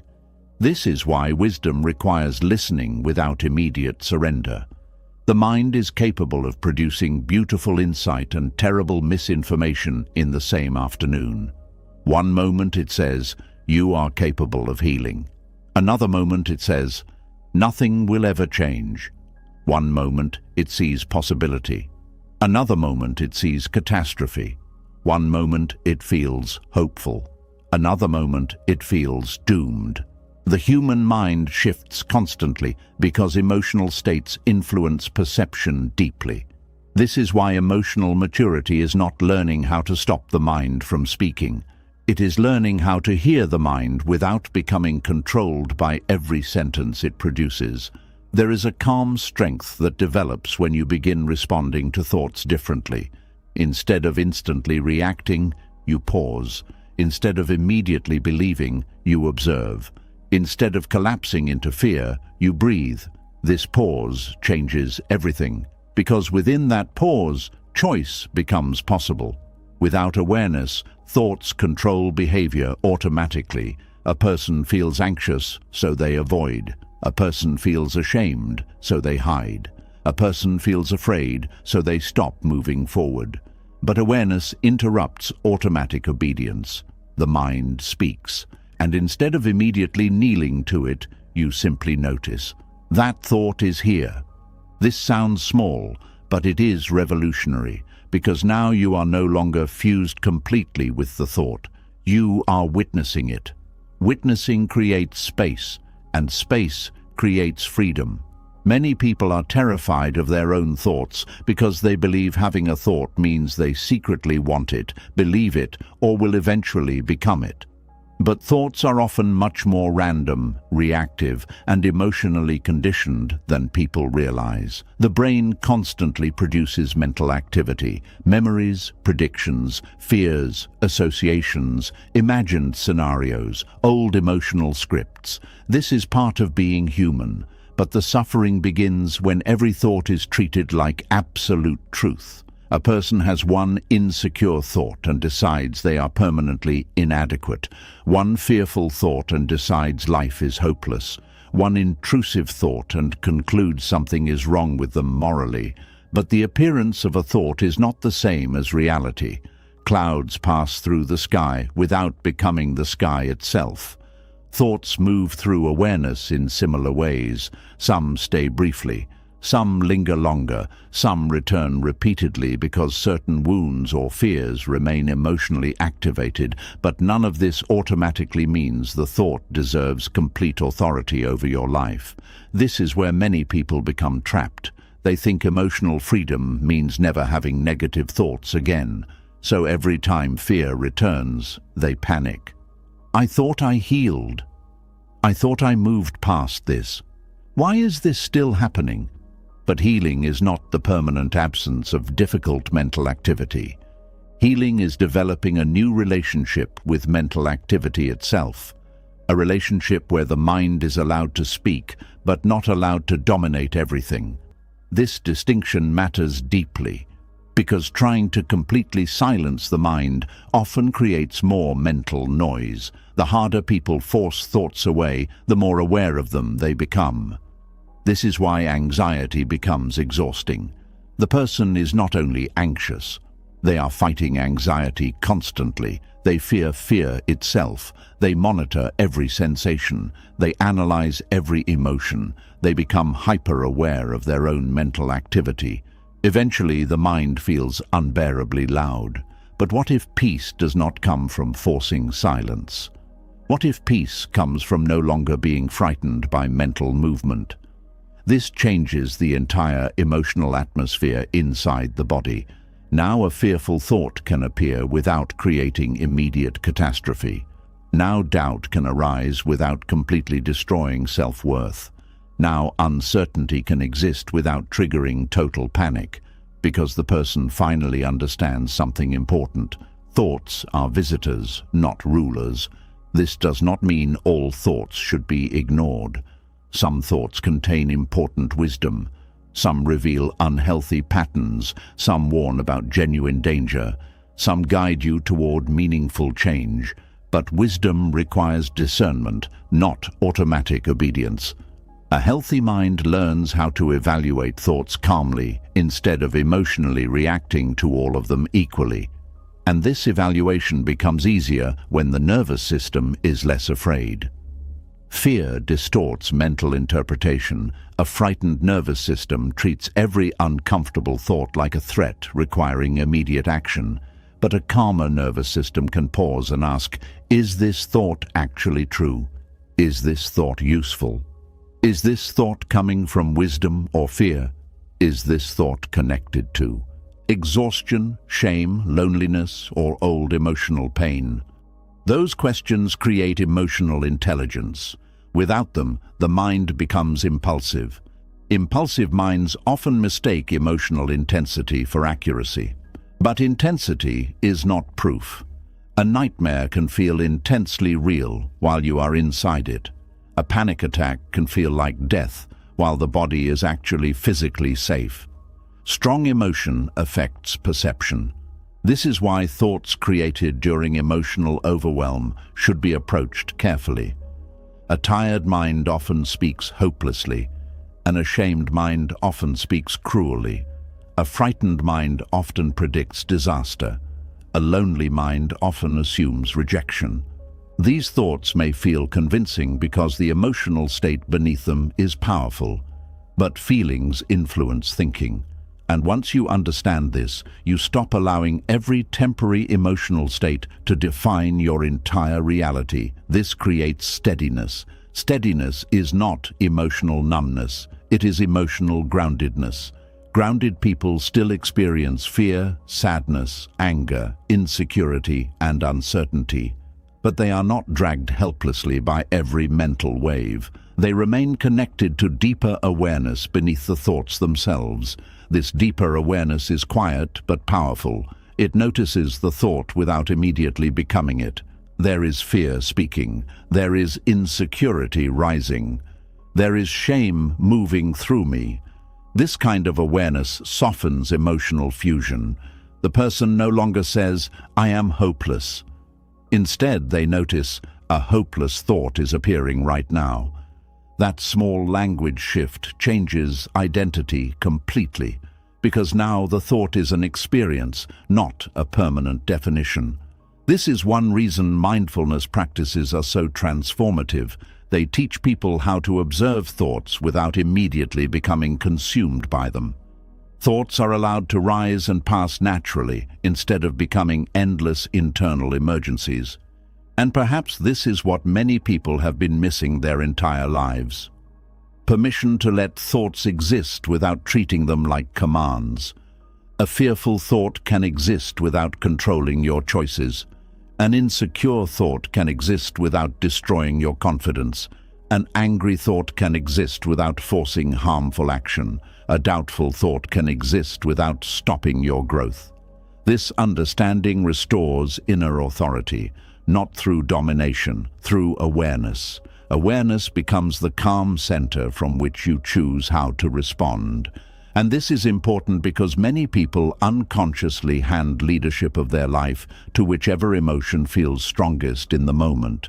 Fear leads one day, shame leads the next, anger leads after that.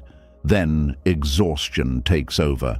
The person becomes emotionally reactionary because no deeper awareness is present to guide the experience. But reconciliation changes this. You begin realizing that the mind can speak while another deeper part of you remains steady. This deeper steadiness does not scream, it does not panic, it does not catastrophize. It watches, it listens, it responds carefully. This is the part of you capable of saying, "Yes, fear is here, but I do not need to obey it completely. Yes, doubt is speaking, but I can still move forward gently. Yes, my mind is predicting disaster, but predictions are not guarantees." This is emotional wisdom in action, and emotional wisdom becomes stronger through repetition.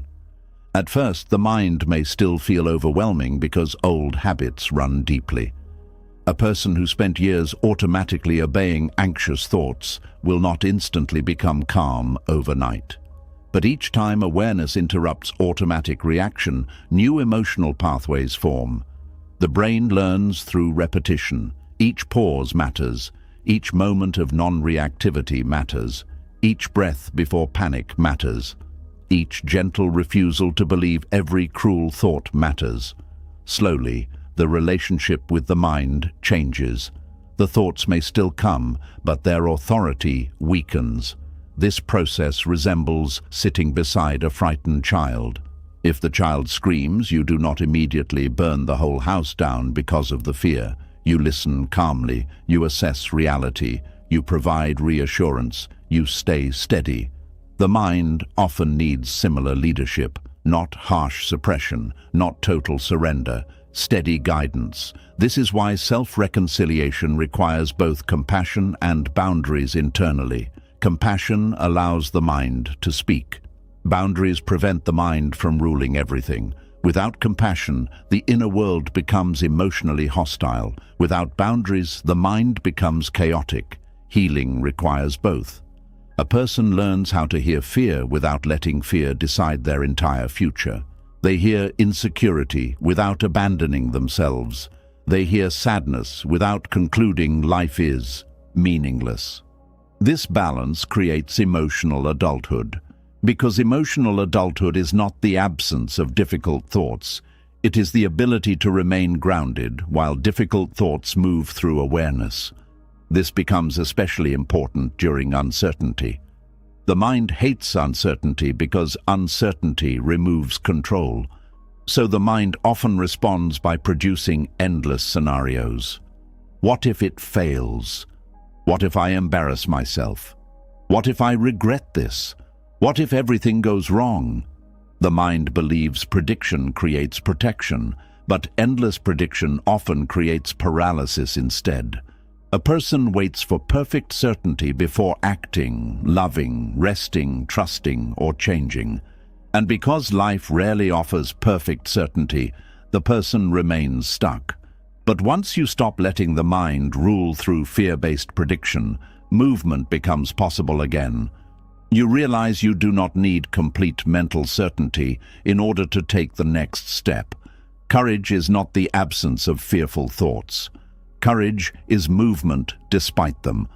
The mind may say, "You cannot handle this." But awareness quietly says, "Maybe I can handle more than fear believes." The mind may say, "Stay hidden," but awareness says, "Staying hidden is hurting me too." The mind may say, "Do not trust anyone," but awareness notices how loneliness is slowly starving the heart. This is the quiet strength of inner leadership, not silencing the mind, seeing beyond its loudest fears.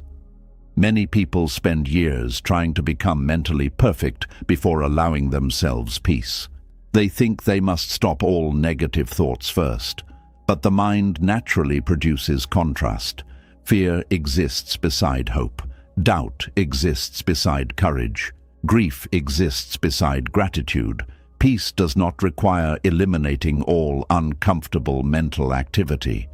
It requires no longer being enslaved by it. This realization softens perfectionism enormously. Now you stop measuring healing by whether difficult thoughts appear. Instead, you measure healing by how you respond when they do. Do you panic immediately? Do you shame yourself? Do you obey automatically? Or can you stay present long enough to choose differently? That is growth, not perfection. Growth. There is another important truth here. The mind often repeats what it has practiced most. A mind trained for years in fear will naturally produce fearful thoughts more easily at first. A mind trained in self-criticism will produce harsh inner commentary automatically. This does not mean those thoughts are your deepest truth. It means repetition-shaped mental pathways, and new pathways require patience. Many people become discouraged because old thoughts still return during healing, but the return of a thought does not erase progress. A healed person may still hear old fears occasionally. The difference is that the fear no longer owns the entire inner world. The thought knocks on the door. It no longer owns the house. That is freedom. Freedom is not mental emptiness. Freedom is inner sovereignty.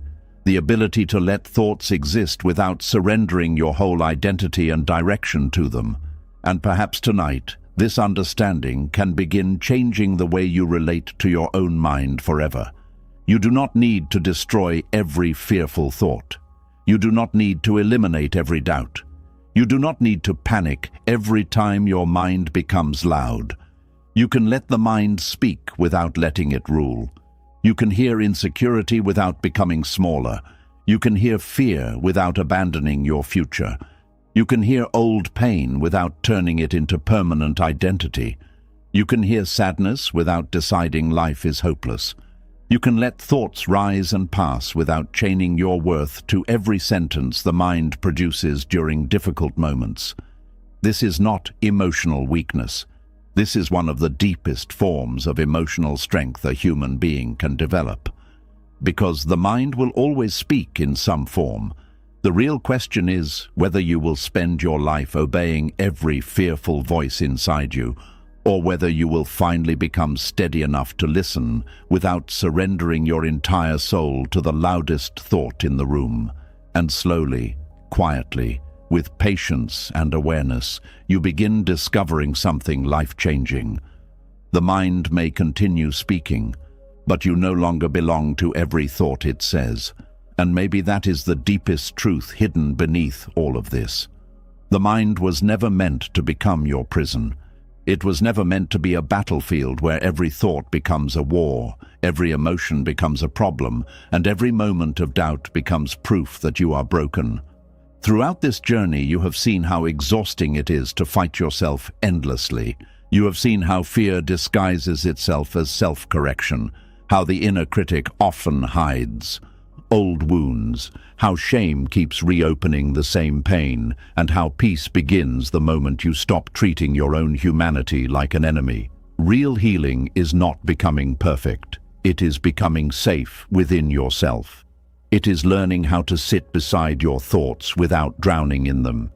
It is learning how to let emotions breathe without putting them on trial. It is understanding that you can still grow without hating the version of you that struggled. And maybe tonight, for the first time in a long time, you can stop asking your mind to become flawless before you finally allow yourself peace. Because reconciliation does not happen through force. It happens through understanding, through patience, through compassion, through slowly realizing that the voice inside you does not need more punishment. It needs rest. If this message reached something deep inside you, write, "I choose peace within," in the comments. Let that be your quiet promise to yourself tonight. And if this journey helped you feel even a little lighter, do not forget to subscribe and turn on the notification bell for more deep reflections like this. There are still many conversations waiting to help you heal, soften, and reconnect with yourself again. Now close your eyes, breathe slowly, and remember this: you do not have to win a war against your own mind to deserve peace.